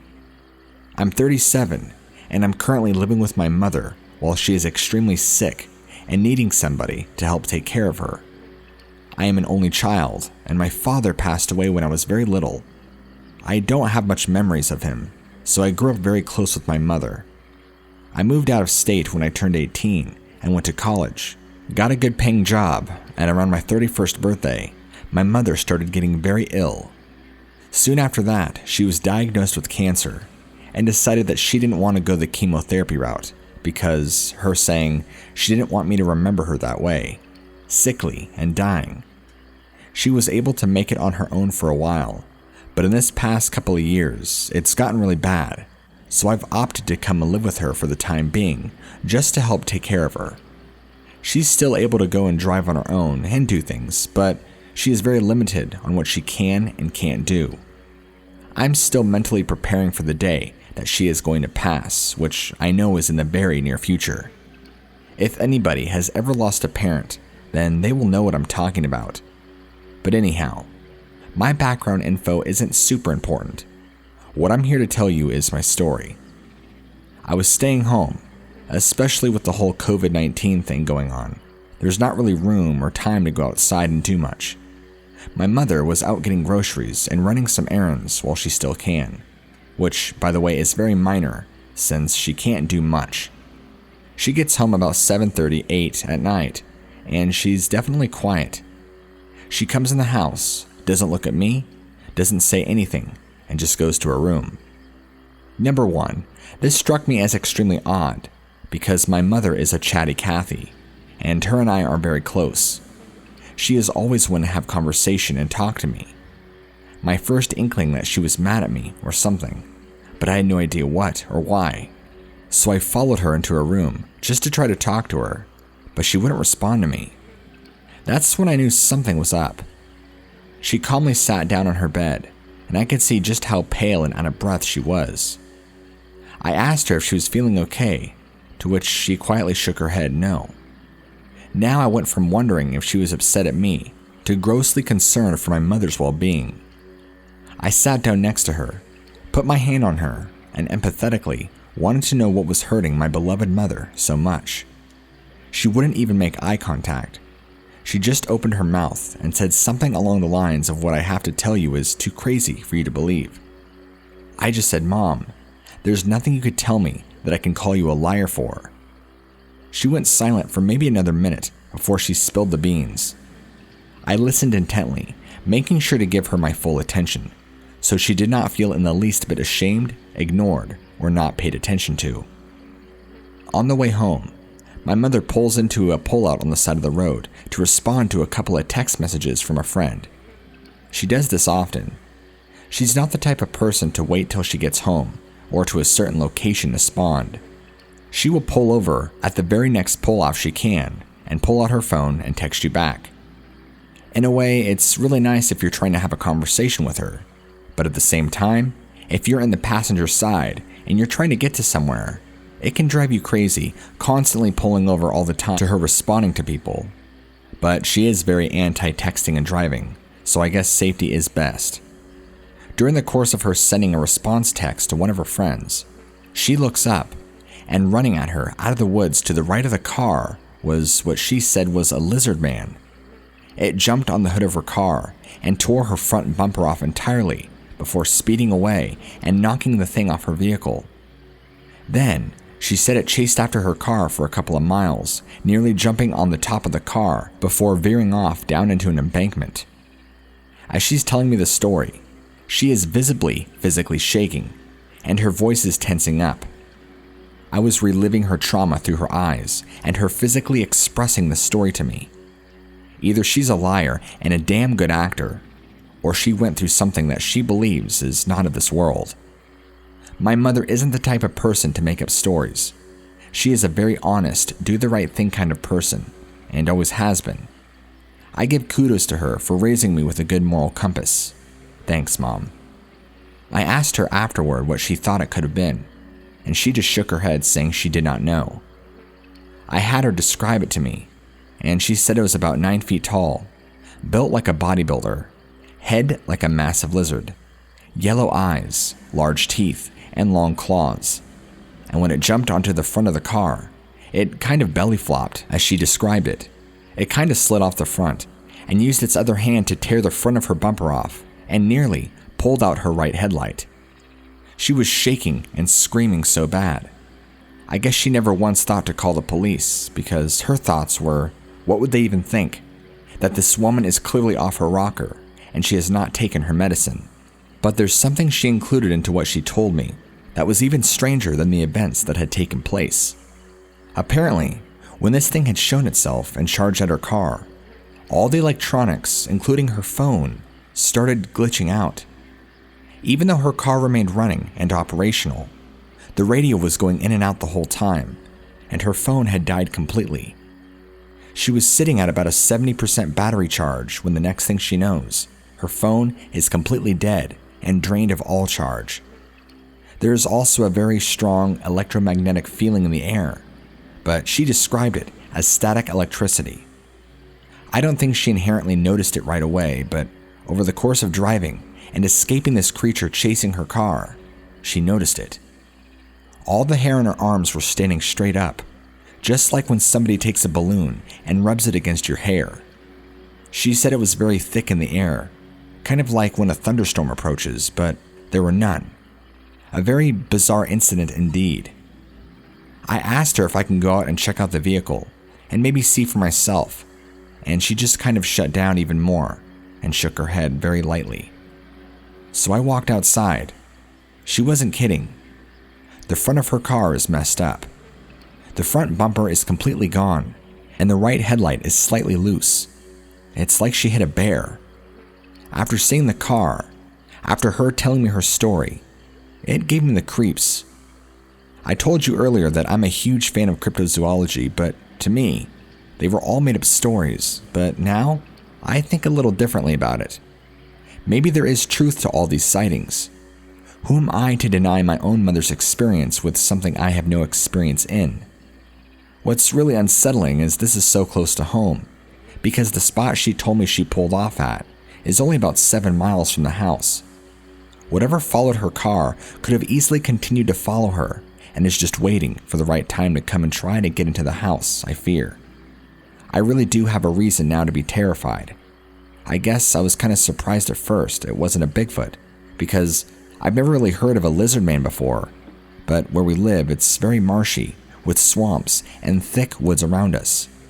There are tons of deer, so I guess you think about the possibility of something like this living and existing out here. It seems it's very probable. There is plenty of places to conceal yourself, and more than enough food to survive.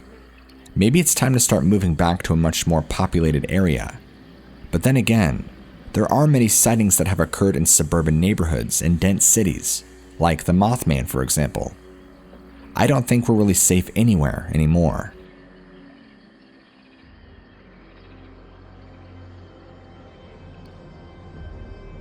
We bought our place about 5 years ago on the river here in Franklin County, Missouri.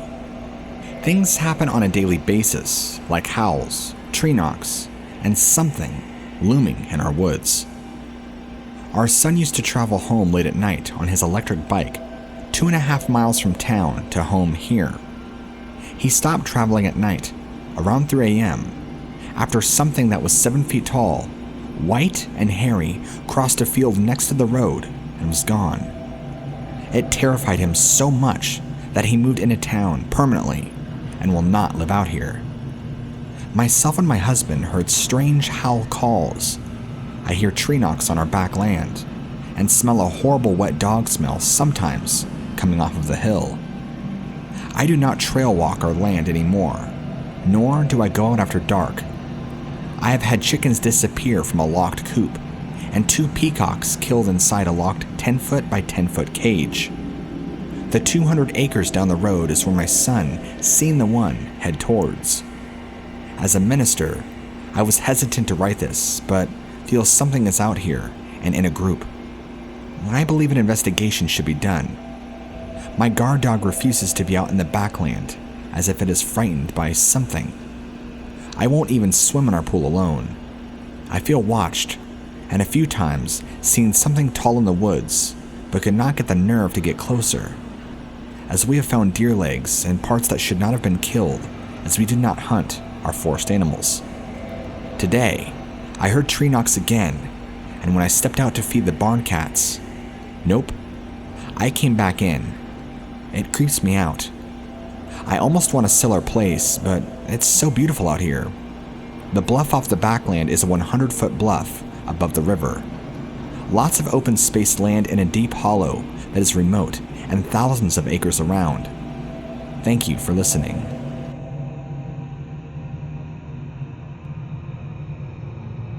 I want to start off by saying I don't know what I saw. I know it wasn't a bear. Having said that, I don't know what to think. So this last Saturday, at about 12:30, my hunting partner and I went to a cave conservation area to scout and see what conservation has cleared.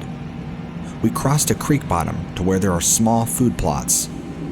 Once we crossed to the other side of the field, we saw something on the trail, about 200 yards off.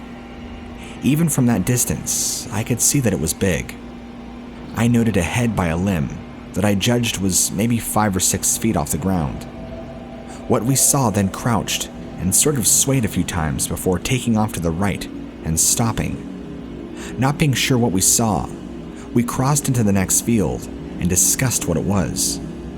We turned around and went back to the field we had seen the creature, and it was gone. We crossed back to where it had been and found a large, fresh footprint. I put my foot down next to the print. I wear a size 10.5, and the print is way bigger than my foot. We estimate it to be 16 or 18 inches long. In that same area, we found broken trees that had been pulled up and then wove between other trees. What does that? Also, the limb we thought was maybe 5 or 6 feet off the ground was more like 8 feet 9, maybe. What we saw was big, and when it moved, it almost glided. It was dark gray with brown hair. It was bipedal. I couldn't make out any facial features or say 100% what it was. We were too far away. This past October, I was walking along a road by City Lake Park in Sullivan, Missouri. It was around 11:20 p.m. on a Thursday night, and the park is remote and empty on a night like that. I'm 29 and stand 6'6". My vision is 15-20 in my left eye, better than normal. As I came around the curb, I had the National Preserve State Park to my right. As I looked ahead some 70 to 100 feet, and I saw this tall monkey with long legs go by under one of the lights. I immediately looked to my right at the tree line as fear overwhelmed my body. I turned around, pacing myself back towards town, trying to make sense of what I saw. It stood about 7 feet, and it was hairy. The hair of the arms was hanging about 3 to 4 inches. It was the only part of the silhouette that was clearly hairy, and I could notice clearly that it had ape-like hairy arms. I went back to the house and researched on the subject on YouTube, but most of the videos showed a much heavier set creature. A lot of people that I talked to just cannot believe me. Last night, I came across the Jacobs video, and the similarity struck me. I know that it is hard to believe what I saw, and I myself was a skeptic of this phenomenon until it happened to me. Now I know that the creature and cause exists. Do we know why it is so elusive? It seems that it was leaving the park when it saw me. Why would a creature so large be scared of a human? I have no intention to gain any benefit from my experience.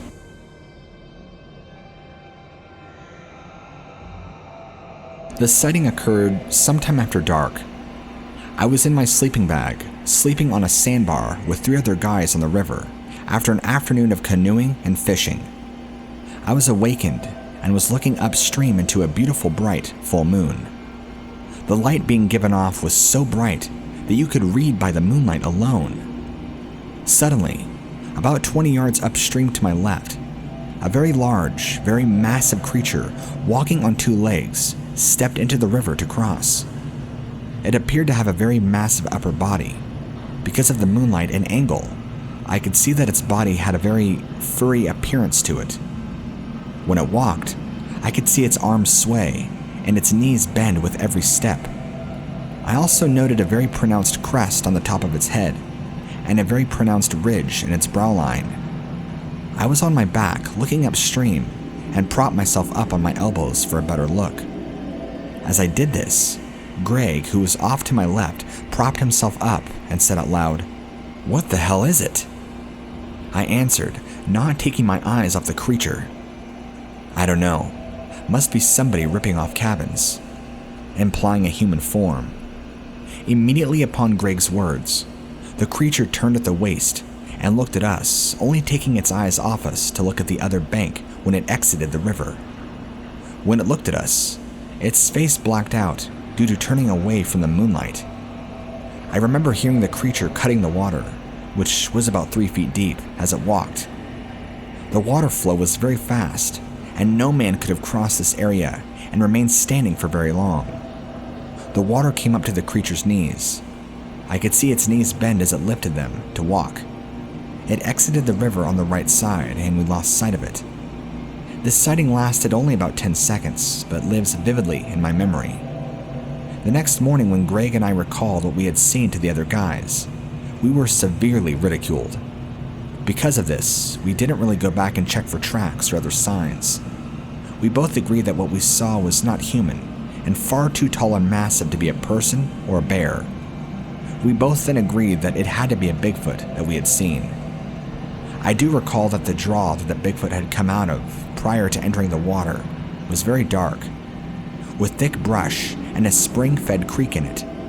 As we were floating by, I remember having a very uneasy feeling about it as I was looking at it and would not have gone into it. I'm a Missouri resident.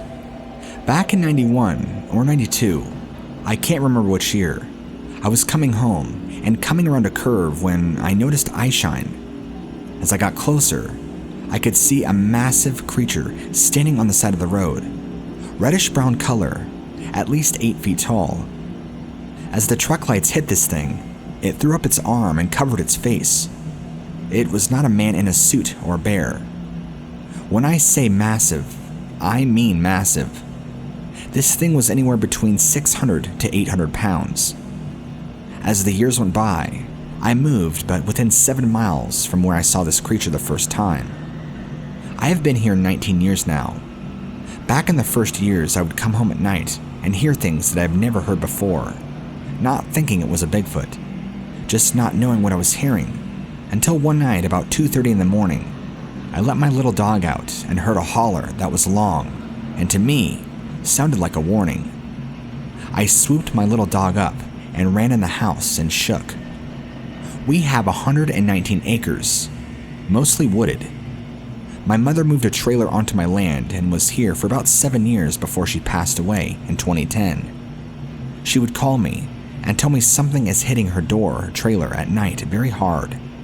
She also was throwing rocks out of the yard to keep her lawnmower from getting them, and to her surprise, 2 rocks came right back at her over her head.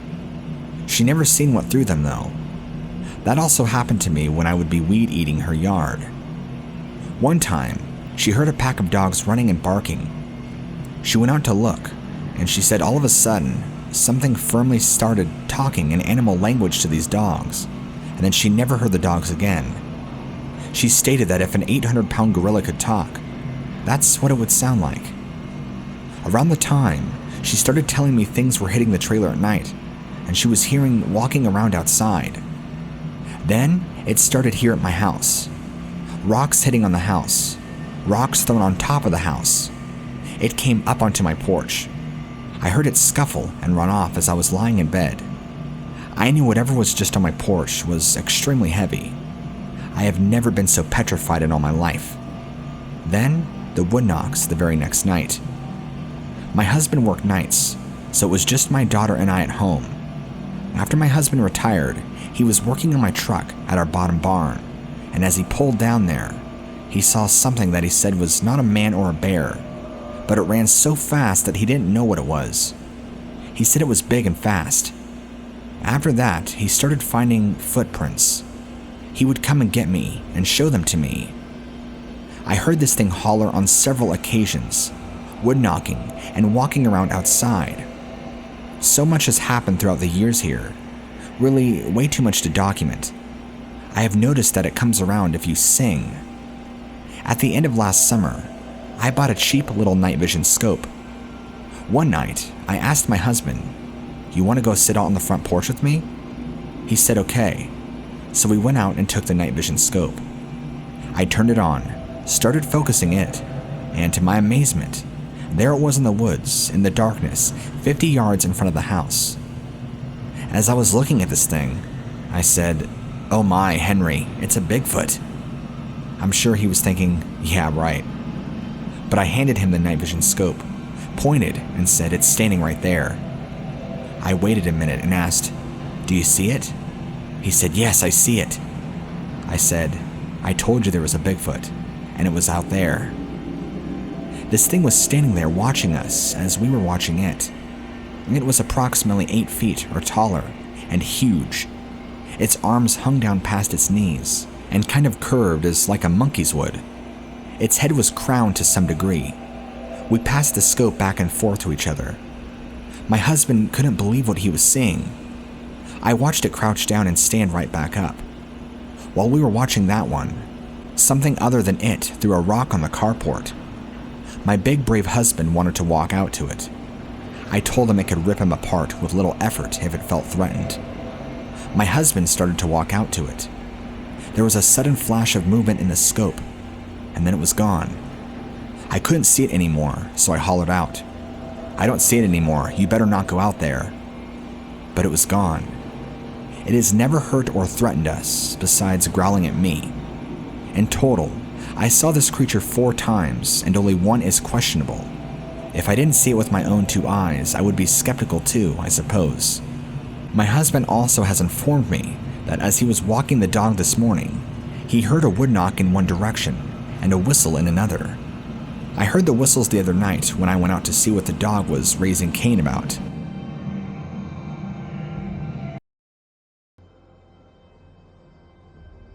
Back in 1992, I was visiting the lovely state of Michigan for a close family friend's wedding. It was summer, and everything is incredibly lush and full of life. The wedding went by, and we got to the best part, the reception, where many drank and partied far into the night.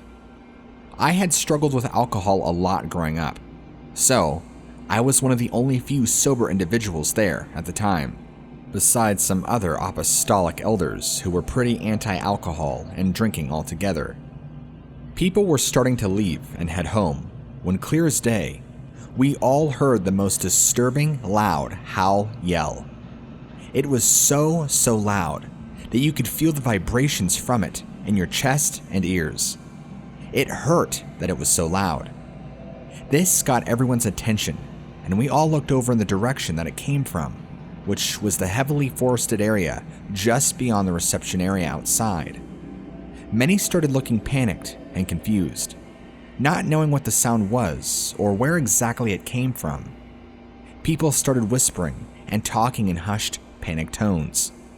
It didn't quite sound like a human, but had a quality to it that sounded remotely human, just much more visceral.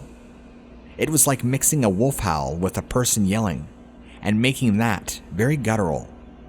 My friend, the groomsman, and his newly bride, the color had drained from their faces completely. I knew then that what we all heard wasn't normal. We weren't crazy. We knew it. There was easily still 60 people minimum at this reception at the time. For those that were drinking, I bet it sobered them up real quick. I still think about this happening, and it gives me the shivers. I've grown up in areas where I've heard wolves howl, and I've heard coyotes plenty of times. This didn't sound like either. Wolves and coyotes don't also have that guttural quality to it, like this did. The volume alone was unnatural, and the size of the animal would have to be immensely large for it to have that kind of volume. I can only imagine the lung size of whatever animal made this howl. I got a really interesting story for you. So interesting that in fact, I honestly thought I was having a joke played on me at the time. This happened back in the early 1980s, when at the time, I was fishing at a secret location on a creek that only I really knew about. This was in northern Michigan. So, funny enough at the time, I had just seen the movie American Werewolf in London, like a week or two prior before this happened. This is the major proponent to why I believe, or believed at the time, that I was being pranked. I got to my fishing spot very early, right about sunrise, and spent the better half of the entire day there. It was probably about lunchtime, because I had just gotten done eating a turkey sandwich, and the sun was directly overhead. I noticed some movement coming across the embankment that caught my eye. At first, it was the brush and bushes moving around, but then there became more and more movement. This led me to believe that it was a larger animal, maybe a bear, since I know there are bears up here. I've just never seen one in the flesh. Now I started paying a lot more attention to the movement than I did my line in the water. Then I saw it. 2 long cropped ears. Then the entire head and the upper body popped up out of the brush, looking down to the west at something. I was caught in a state of surprise at what I was looking at. This looked to be somebody in an elaborate werewolf costume. I kind of chuckled to myself, thinking, wow, one of my friends must have gone to great lengths to follow me here secretly, getting into a suit to try and scare me. But there were just some things that didn't fully line up with that way of thinking. This animal was intently looking down at something behind the bushes that I just could not see. Then I saw it crouch down again, with the only tops of its ears poking out. After about a few more minutes, or seconds, I don't remember, it fully stood up, looking still and looking down. Its focus was intent on something. At the time, I don't think I was buying it, and I thought it was still one of my friends, and they were waiting for the perfect opportune moment to try and scare me. So I entirely dropped my rod, stood up, and yelled out to this thing that I thought was my friend at the time, "Hey, asshole!" And as quick as you can snap your fingers, this thing turned its head, looked right at me. It stared at me for about a second or two, very curious expression on its face, before jumping 20 feet in the air into the tree line and disappeared. My jaw about dropped to the ground. In that moment, my pants became 20 pounds heavier, and I should have brought a new pair of jeans with me. That, my friends, was a tough pill to swallow. I had seen a real living animal that resembled that of a werewolf. What are the odds of that happening just a couple of weeks after I saw a werewolf movie? I packed my things up and I left in fear that this thing would return, possibly with more of them. I kept trying to tell myself, no, this isn't possible. These things don't exist. I was just seeing things and I was just having a joke played on me. No man in a werewolf costume, I don't care how big or small, can jump 20 feet up in the air and into the trees like this thing did, at the speed that it did. It was completely unnatural. I don't know if dogmen or werewolves truly exist, but I do know for sure that there are unknown animals out there living among us. When I was a little boy, my father acquired a rather large property from an older gentleman who used to trophy hunt a lot in his younger days. Along with the property, he was giving my father all of his prized trophies that came with it, because he was getting older, much older, and got tired of lugging them all around with him, and really wanted to start minimalizing his living. He just wanted to find the right tenant who would appreciate all of his years of love and labor. As a little boy, I do remember all of the trophies. Everything from large exotic bison, bucks, African exotic animals, alligators, I can go on and on. Things that would make you squirm. Then, he had a whole room dedicated to skulls that he had found during his time hunting. The one that I wanted to talk to you about was this colossal-sized canine skull that had far oversized canines. The other unorthodox part of the skull is that all the teeth besides the canines were like needle pins, razor sharp, and even with the aging and wear and tear of the skull, they were still very much intact and sharp as ever. The skull was larger than a cow skull, and my dad, nor the older gentleman who sold him the place, really knew where it came from.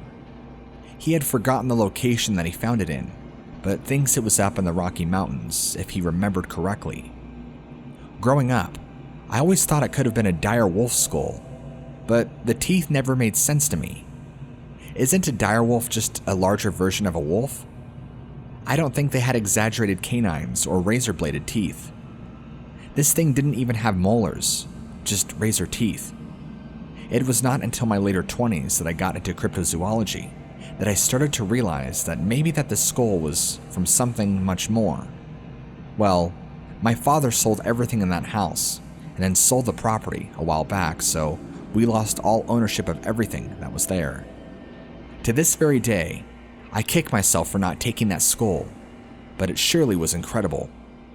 I might just be overplaying it here, and hyping up the issue when there's nothing really there. I can't guarantee that this was a dogman skull, but in my heart of hearts, that's what I want to believe. It doesn't match up with any other known canine skull that I've ever seen, and the size alone was abnormally large. I believe these creatures are really out there, but I've never seen one. Maybe whoever acquired that skull and the property has a potential connection and one foot in the door to actually proving these things do exist. There might still be DNA on that thing, and maybe, just maybe, I could track down whoever bought the property. I've already submitted my encounter to several other big YouTubers like Swamp Dweller, Darkness Prevails, and that's just to name a couple, and I wanted to share it with you. I'm almost certain that there is a dogman, or a small pack of dogmen, living out by where I live. There is a large field that is empty along the main road that I drive to leave this area. It's probably about 15 acres of just large field with no development on it, filled to the brim with tall grass and even a small pond. I believe it's full of rabbits. We see them all over the place. Every spring and summer, they are everywhere. They're constantly dead on the side of the road, and I'm always seeing them hopping around. That's not counting all the other little animals we have, like possums, skunks, raccoons, all your typical little American animals that live out here in the boonies. I truly believe that I have seen several of these dogman creatures. I've had several sightings, and it's usually all in the early morning or evening time when it's dusky outside. They resemble very closely a German Shepherd with very pointy ears, walking around on two legs. I've never seen them running, only walking, but they are out visible in the field without a care in the world to whoever drives by and sees them. I know the road that it's close to isn't necessarily a busy road, but people still go up and down it. I'm sure I'm not the only person to have witnessed what I have, and I firmly believe that they are dogmen. The only time I've ever seen more than one was in the early morning a few weeks back when I saw a really tall one, and then a smaller one next to it following after. They're always headed in the opposite direction that I'm in, or they seem like they're headed back into the woods. I don't know if they are here seasonally or if they're here for food, because I know with all the rabbits around, there is plenty to eat. There's almost like an infestation of rabbits. I've never gone adventuring into that empty, undeveloped land, so I don't know how many hollows and little dens there are full of rabbits, but I'm sure it's plentiful if there's that many dogmen around. From what I know, the woods surrounding that undeveloped plot of land are state game land or state-owned, and it goes on for miles and miles, up against several of the rolling hills and mountains behind us. I'm not sure if anybody really lives back there, or there's really any other property development, but to my knowledge, there is not. This would equip a dogman with plenty of places to hide and thrive, without ever being discovered by a human. A little too close to home if you ask me, but I've never seen or had any issues with them around my house. Now that I think about it, I'm honestly surprised because I have quite a few cherry trees, apple trees, apricot trees, and even pear trees, and I know they are generally attracted to those things, or maybe just attracted to what kind of prey those things bring. You wouldn't even begin to believe the high amounts of deer and other animals those trees pull in, and that means my property is probably just a ticking time bomb to be pulling these creatures in. I fear that once the rabbits and other small animals have been eaten up, these creatures will move on. I only live right up the road, a couple of miles, which is practically a stone's throw away for these things. I do feel fortunate that I am very well versed and knowledgeable about cryptids and dogman, especially that I feel equipped to deal with the situation if it ever does arise. I have plenty of firepower, and I could even put bars on my windows if needed. I've heard too many horror stories of people dealing with these things who don't expect it, and I refuse to be a statistic who is found dead, or my body is missing, and only blood to be found. I will fight to the death if I have to, but for now, I'm just going to keep my distance and respect that they are here, in hopes they will never find me and leave me alone.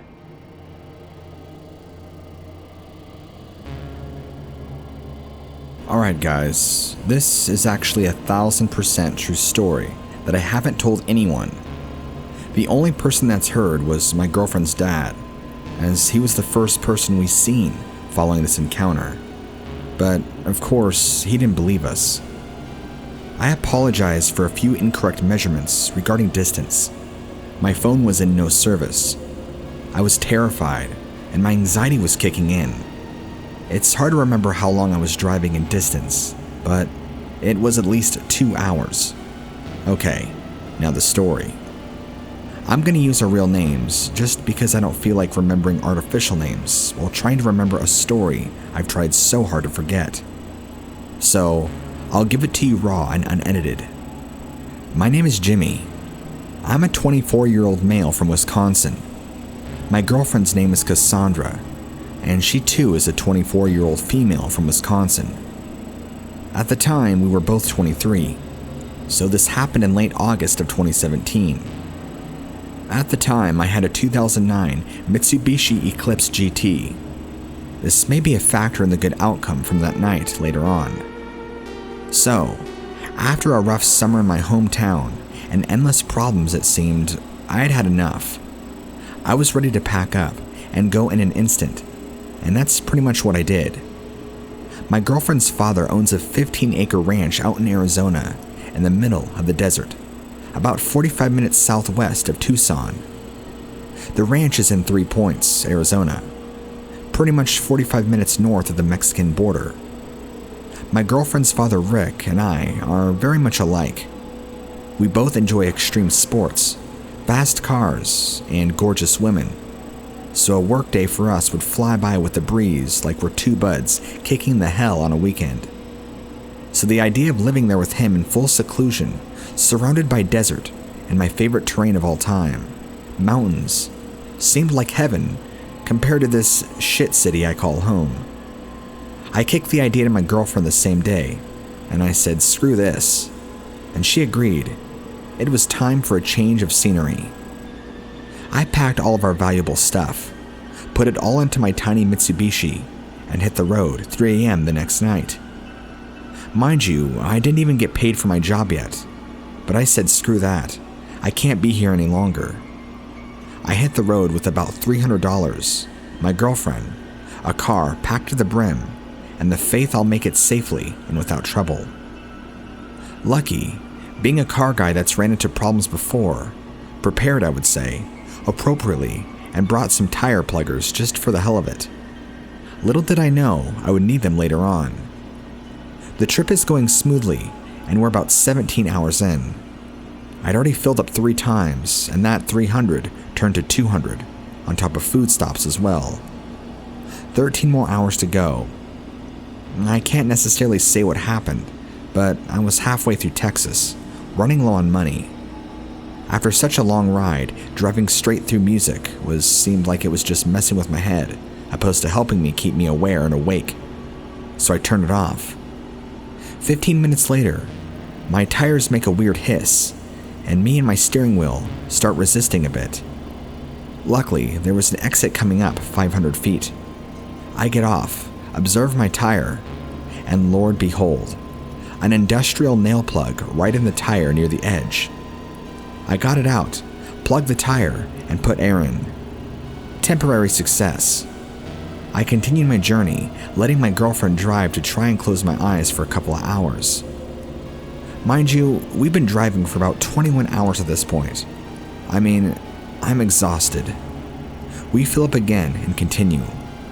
I close my eyes and wake up about an hour and a half later to still be in Texas. I'm thinking, hell, is this trip ever going to end? Getting kind of frustrated, feeling like my girl probably weighs 60 extra miles driving like a granny. I asked her to pull over and let me finish. I fill the tire up, top off the gas, and go. About 2 more hours pass, and New Mexico's border is up in the next 30 miles. After being surrounded in total darkness for hours, we make it to a giant gas station. Literally, that's the name of it, and we pull in. I have half a tank of gas, $15, and I'm tired as hell. We had 8 more hours ahead of us, and we really felt we weren't going to make it. So we decided to call her father. No answer. Another call. No answer. 3 more phone calls. No answer. So we text him and continue on our way. Before we departed the gas station on the border, we checked out our maps to get a good idea on how much longer we had to finish the trip. So there were 2 routes. A longer route that takes about an extra hour, cutting through smaller New Mexico cities, including Albuquerque, with just a small patch of desert to drive through. I noticed the detoured route was an hour shorter in time and a straight shot through the desert. My Apple Maps wouldn't load the route properly or let me use it for directions, so I restarted my phone. Still nothing. I had to download Google Maps just so I could use this route. Mind you, the way we chose to take, there were no city lights, no high population, just small stop and supply towns with 100 cars around, but not a soul to be found. The first hour was okay, besides it being pitch black, traveling on a 2-lane desert highway with only 20 feet on the road in front of you being visible. Nothing else. Not even my taillights can make anything up behind me. As I'm driving, headlights appear in the distance, and I'm thinking to myself, finally, another driver. I won't be on this road alone anymore. After 5 minutes, the truck finally catches up, and it's behind me, about 2 car lengths. Remember, I'm driving a small Mitsubishi Eclipse, full of a bunch of my belongings, and with my tire having issues, it was putting a bunch of weight on it, making it uncomfortable to drive going high speeds. So I'm going about 60 miles per hour, and I could tell this truck wanted off this road as much as I did, because they start passing me on the other side of the road, going about 90, flying past me. I'm big on cars, and I'm our shop's driver for our race team in South Arizona, so I know cars, and when it comes to speed, I'm usually spot on with it. I'm thinking in my head, man, I'm jealous. I just want to ditch all this stuff in my car and floor it with this guy. 20 minutes later, I'm proceeding on my route, and I see a huge semi coming up behind me. They never fully catch up, just close in the distance. I would say 500, 600 feet. I looked in my rear view. Still, nothing significant. I glued my eyes back to the road for another 3 minutes and check out my rear view again. Wait, he's gone. What? How didn't I see any roads to turn down?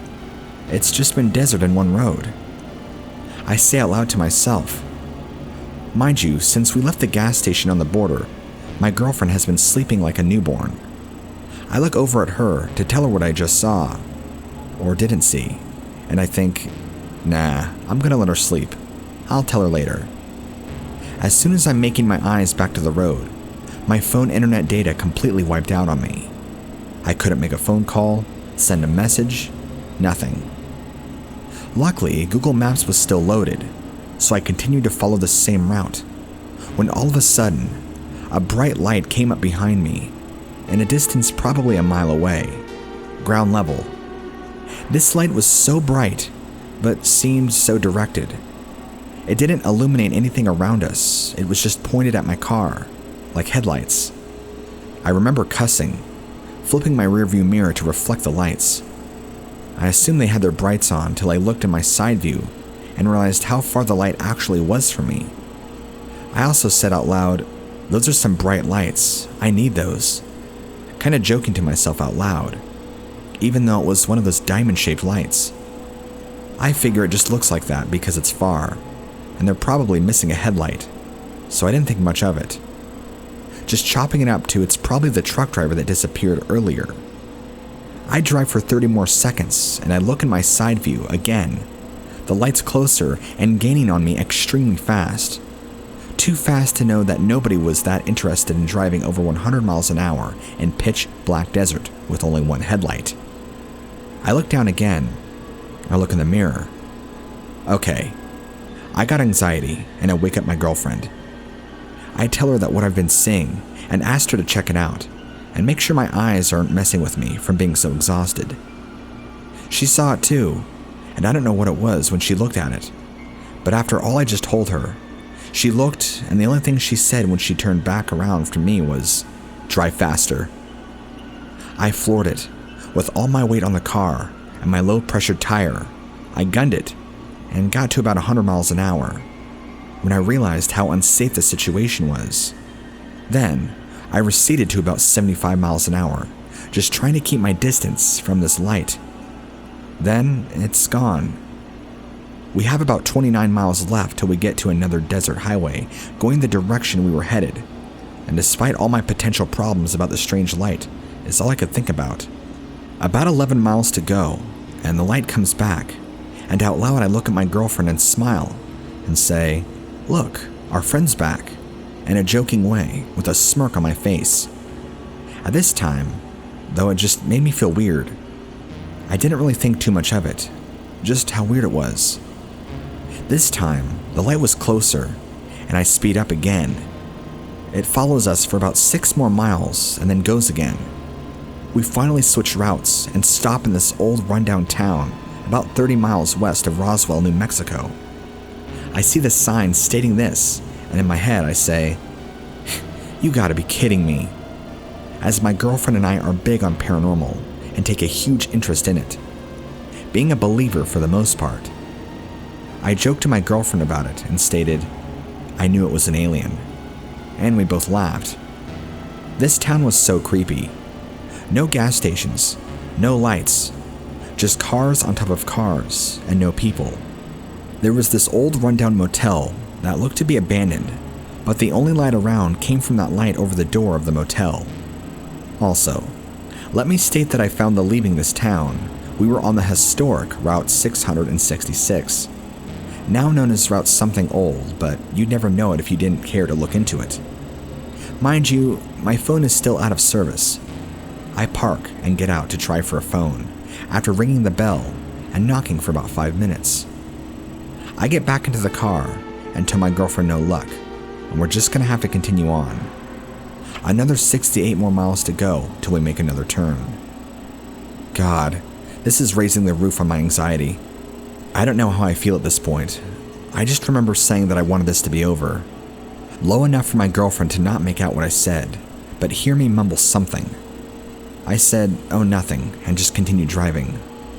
When we pulled out of the motel, we drove past a parked semi off the road right next to the motel. As soon as we took off, this truck started right up and got on right behind us. I say, "That's weird.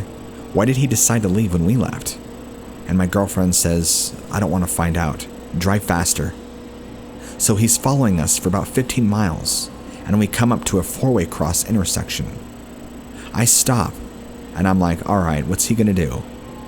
I pull over to the side of the road, and he goes past about his business. Instant relief. I felt, I'm not gonna lie. That was short-lived though, because immediately getting back on the road, I noticed the light once again came back, and we're on a different highway stretch. How? Why? As I'm telling my girlfriend it's back once again, I kid you not, this thing started elevating from the ground level to just over our car, where we could still see it trailing us in the mirror.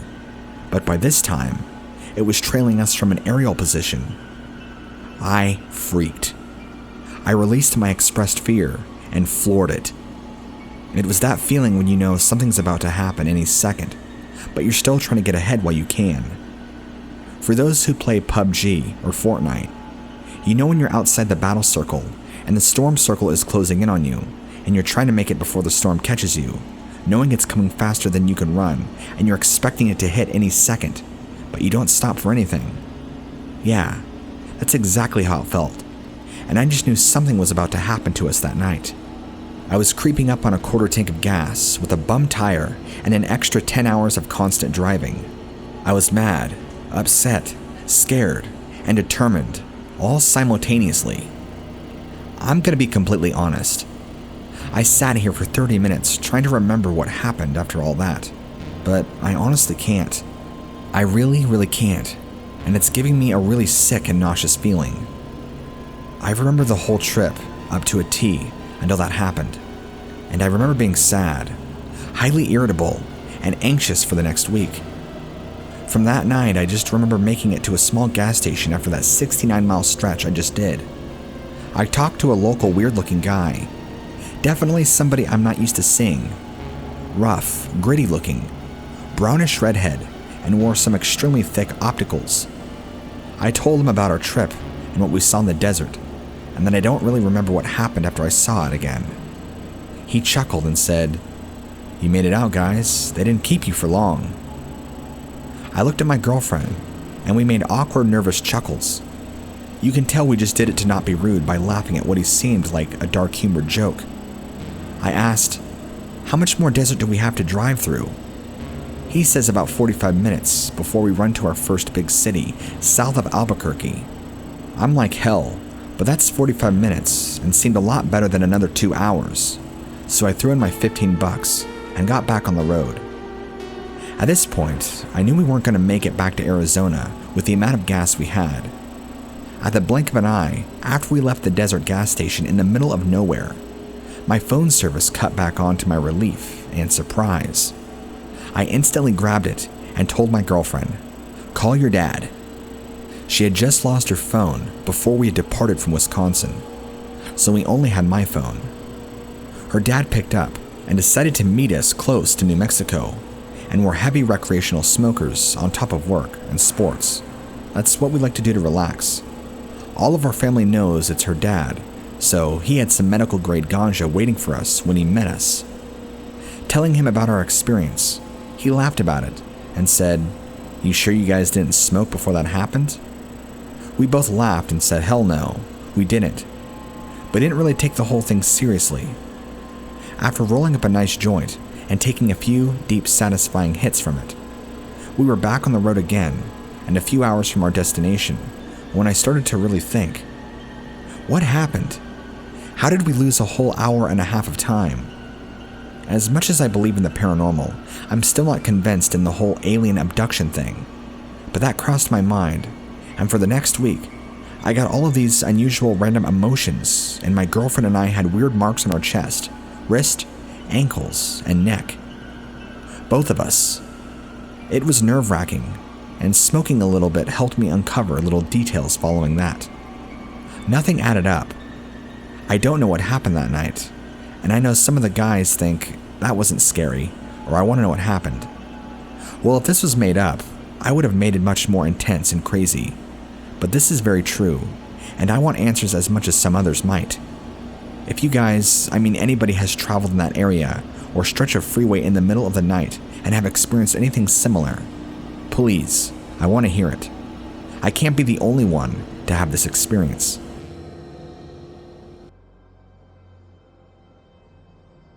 So, along with the Skinwalker stories and experiences that I've shared with you in the past, I've actually had a couple of stories with Dogman that I would like to personally share with you.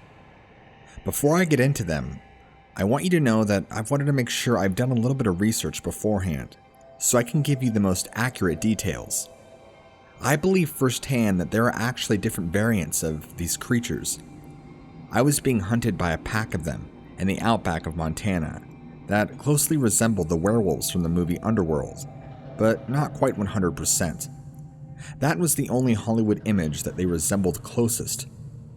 The second time I had a Dogman encounter, it was on the East Coast in Virginia, and that Dogman resembled very closely to that of the werewolf you see at the very end of the Van Helsing movie. Very scary looking, lots of teeth, and a large bodybuilder type of body. You know, kind of like a furry black Arnold Schwarzenegger. These creatures are more intelligent than we give them credit for. It's scary. It really is. I believe they are intelligently designed to be a highly advanced killing machine. I've seen the way these creatures move together, work together, an intelligent pack mentality. They plan, strategize, and work towards a common goal. They are not to be underestimated. I've seen them deal some serious damage. Now, the first time I've ever had a real experience with these creatures was when I received a phone call from a gentleman whose name I will keep hidden in Montana. This man ran a rather large cattle farm who needed some help. He had explained to me that some of the things he was experiencing with his cattle disappearing, and different means of finding them dead. It got my attention, to say the least. At the time, I thought it to be a possible Bigfoot situation, and grew very excited about it. In that moment, I only knew very little about Dogman. So I flew out there and decided to spend some time with this guy. His situation was far worse than I had imagined. Owning around 200 cattle, and at the time, more than 40 of them had been picked off, eaten, and torn in pieces. Finding different cadavers every day, in various stages of decay, and ways they were killed. Some were clearly eaten on, while others had their throats torn from their bodies, and others were missing limbs and major body parts. He suspected that this was the work of a clan of Bigfoots, after previously dealing with an aggressive clan of Bigfoots when he was much younger. He already knew what they were capable of. This is where I came into the picture. Using some special techniques, like night vision, we were able to determine very quickly that it was no Bigfoot problem. This was a Dogman problem, and a pack of them. There looked to be about 7 or 8 of them, with one really large alpha male. During the evening, they would scout the outer perimeter of this man's land, picking off cattle that wandered too close, or in this case, too far. Sometimes killing them on the spot, other times grabbing the cattle whole and then taking them off into the forest. The man that I was helping wasn't stupid. He knew that he was clearly outmatched and knew firepower alone was going to stop these things. He told me if they didn't stop a Bigfoot, they weren't going to stop these things. These are far more aggressive. When you're dealing with a pack of these things, you have to be very careful about your approach. One wrong move, and these beings could take your life. Even though this was my first time dealing with these in the physical realm, I had spent much of my time researching about these beings prior. Even though I knew very little, like I said, I still had a pretty good general idea. As the nights grew on, they continued to get braver, venturing further onto this man's land and taking more cattle with them. We got better looks at them, closely observed their behavior and how they would kill. These creatures were so smart, so strategic in their killing. FYI, we watched much of this take place through his night vision binoculars at a safe distance. Sometimes one of these creatures would tear a cow apart in half. Other times they would circle a few of them and close in on one of them. It was total bloodshed. I'll never forget when the alpha male, the one clearly larger than the rest of the pack and had what appeared to be gray running down its chest, would just grab small calves by their back legs, throw the calves up over his shoulder, and walk off with them, like they were some fresh kill, a rabbit kill. They were still alive and screaming. It was a horrifying sight, and this man had to just sit there and watch as his cattle were being taken down one by one. The following afternoon, just before dark, I decided to try and set up trail cams on the far side of the land, the area in which they came from every evening. I decided to go out a little further than the edge of his land so I could get a better and more accurate capture. I probably went about a half mile into this densely packed forest and started setting up some cams. It wasn't long before I could feel the distinct feeling of being watched. It was like I was an insect being observed by a human, right before getting stepped on and squished. I maintained my composure and kept setting up the cams. I could feel the air changing around me. I knew deep down in my gut that I now was the one being hunted. I began to hear the brush and trees move around from all directions. They were circling in on me and moving in. I pressed back the way I came, very cautiously, trying my hardest not to run, because that would have invoked a chase. They stayed close by the entire time of my retreat, just beyond my visibility behind the trees. They didn't follow once I made it out to the open. That night, we watched closely, and we heard these terrible screams and noises from the area that they came from. They were so loud and terrifying, it turned the man I was working with white as a sheet. It made him physically ill, nauseous, as if seeing these things through binoculars wasn't terrifying enough. Now, we were hearing their ferocity, for real. They never appeared that night to claim more cattle. So, we waited a couple more days before going back into that portion of the forest to retrieve my cams, only to find that they were gone. No trace of any of them. I set up 6 cams, all of them nowhere to be found, no traces left. They must have known what I was doing and been intelligent enough to sabotage any potential evidence that I could have gotten of them. I can't understate their high human-like intellect. Just like dust clearing and settling, they seemed to vanish after that. Even when I had stepped in the late afternoon, only a couple of days later to retrieve my cams, there was no trace of them. The forest was alive and full of noise, unlike how it was upon my first entry to put up the cams the days before. There was no ill feelings, nothing. Lots of cattle bones and skulls though, and old cadavers. We kept watching the following nights, and nothing. Activity seemed to die. I stayed for another 3 or 4 nights, and activity continued to die off. The gentleman I was with, who, by the way, again, has wished to remain anonymous for any future storytelling of this account, contemplated selling his land and all of his cattle. He had lost a total of 72 cattle to these creatures. Whether he did or not, I'm unsure of. We kept in touch, and I left to go back to my home state. To this day, he actually ended up keeping the land and the cattle, and he has had 0 problems and has slowly recouped his lost cattle. I'm unsure of why they left or what pulled them away. The man had been there for years, and the problem had only been up until very recently during the time. My strongest hypothesis is that they were passing through the area, saw there was lots of free food, and acted on it. They at one point realized that they were being tracked and decided to move to a different area. That's my at least best understanding of the situation. Now, on to the second time that I had to deal with these things. This time was much scarier in my opinion, because this creature had cornered me, and I believe if it wasn't for my friend burning plastic and trash, it would have claimed my life. I'm sure of that. At the time, I wasn't doing any real cryptozoology research, since I would take frequent breaks from research just to live my life and not obsess over it like some friends would. As much as I enjoyed it, it sometimes is putting yourself out there in the wild with the purpose of being vulnerable just so you could potentially capture a cryptid on camera. It's not all that worth it. At least that's how I felt. Sometimes you don't even have to do that for creatures to expose themselves to you. I learned this that time. I was far outside Asheville, North Carolina, visiting a close friend of mine for a 3-day travel stop. We never discussed anything strange, cryptids, paranormal, nothing. This friend wasn't a believer in any of that stuff. Things were very ordinary, as boring as that is to say. On the second day, I was helping him restore parts of this old, large barn-like shed that he had on the far side of his back property. Yeah, you already know where this is going. Maybe I should have been smart enough before I offered to help that this could happen. Optimism didn't work out for me that day.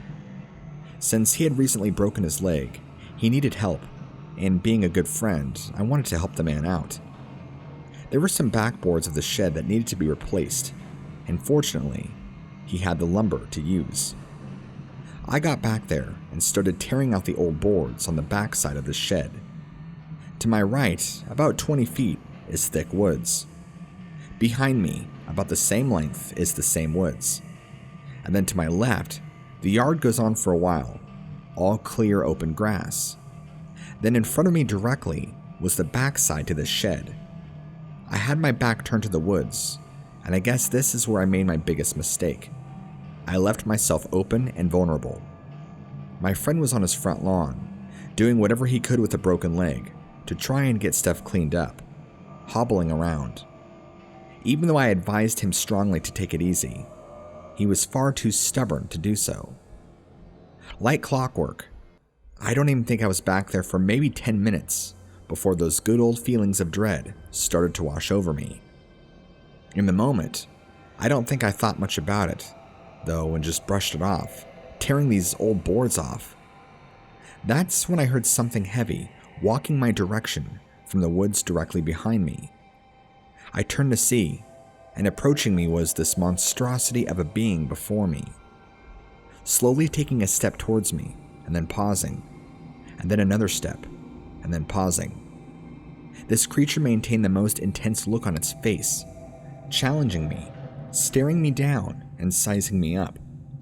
All I could do was put my back against the shed in total fear as this thing approached me.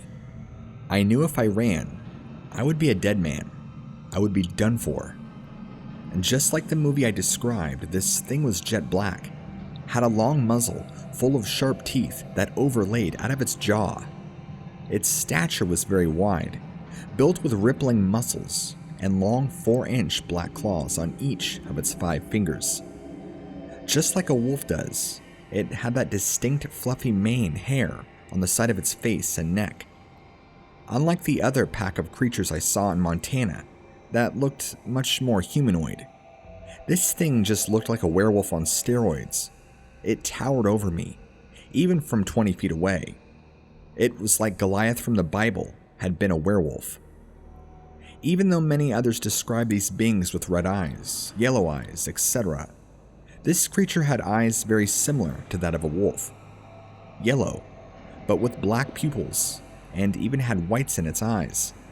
Very human-like eyes. Its face just had this very fierce expression. It crept towards me until it had fully stepped out into the grass in view. For the first time in my life, I saw this thing in complete form, full daylight and all. Even though I was on the verge of having a heart attack just from fear alone, you can't deny the magnificence of this being. Morbid, I know, but when you're around a beast this size and stature, it changes you.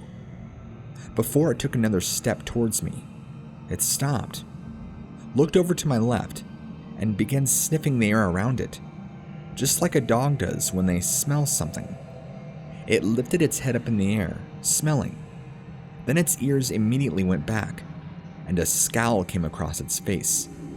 Then, it turned to look at me in the eyes, gave a low grunt in dissatisfaction, turned around, and walked off back into the woods where it just came from. After it disappeared from sight, the sounds around me came back, and I was left there, lying against the back of the shed, nearly about to crap myself, having come that close with death. I said screw this shed and ran back to the front of the house to freak out on my friend and let him know what's in his backyard. Before I even got to the front of his yard, I saw some black smoke bellowing. I came around the side of his house, and the man has a large burn pit where he is burning all sorts of trash, plastic, food, you name it. The smell was atrocious, and now I know exactly what that creature smelt. I waved my arms and yelled to him, and he comes over to me. In a moment of hesitation, I had a change of heart. Maybe I shouldn't tell him. Besides, if the poor guy really knew, he has a broken leg. What's he gonna do? Be defenseless and hobble around? I just said that the shed has more problems, and it's going to need more than just wood. He looked at me confused, and even though I probably should have told him, I just didn't think he would have believed me. I told him I wasn't feeling very well, and I needed to leave early. He understood. I know this sounds crappy, but I was still in total shock and wanted to create as much distance as I could from what happened. I think I just stayed in a hotel that night until I left the state the following day. I couldn't stop thinking about the creature and the fact that it was halted by the smell of burning trash and plastic. I never would have guessed. I have come to terms with it since researching, now that it was just another variant of these creatures. Hopefully, I'll have more stories to share with you in the future.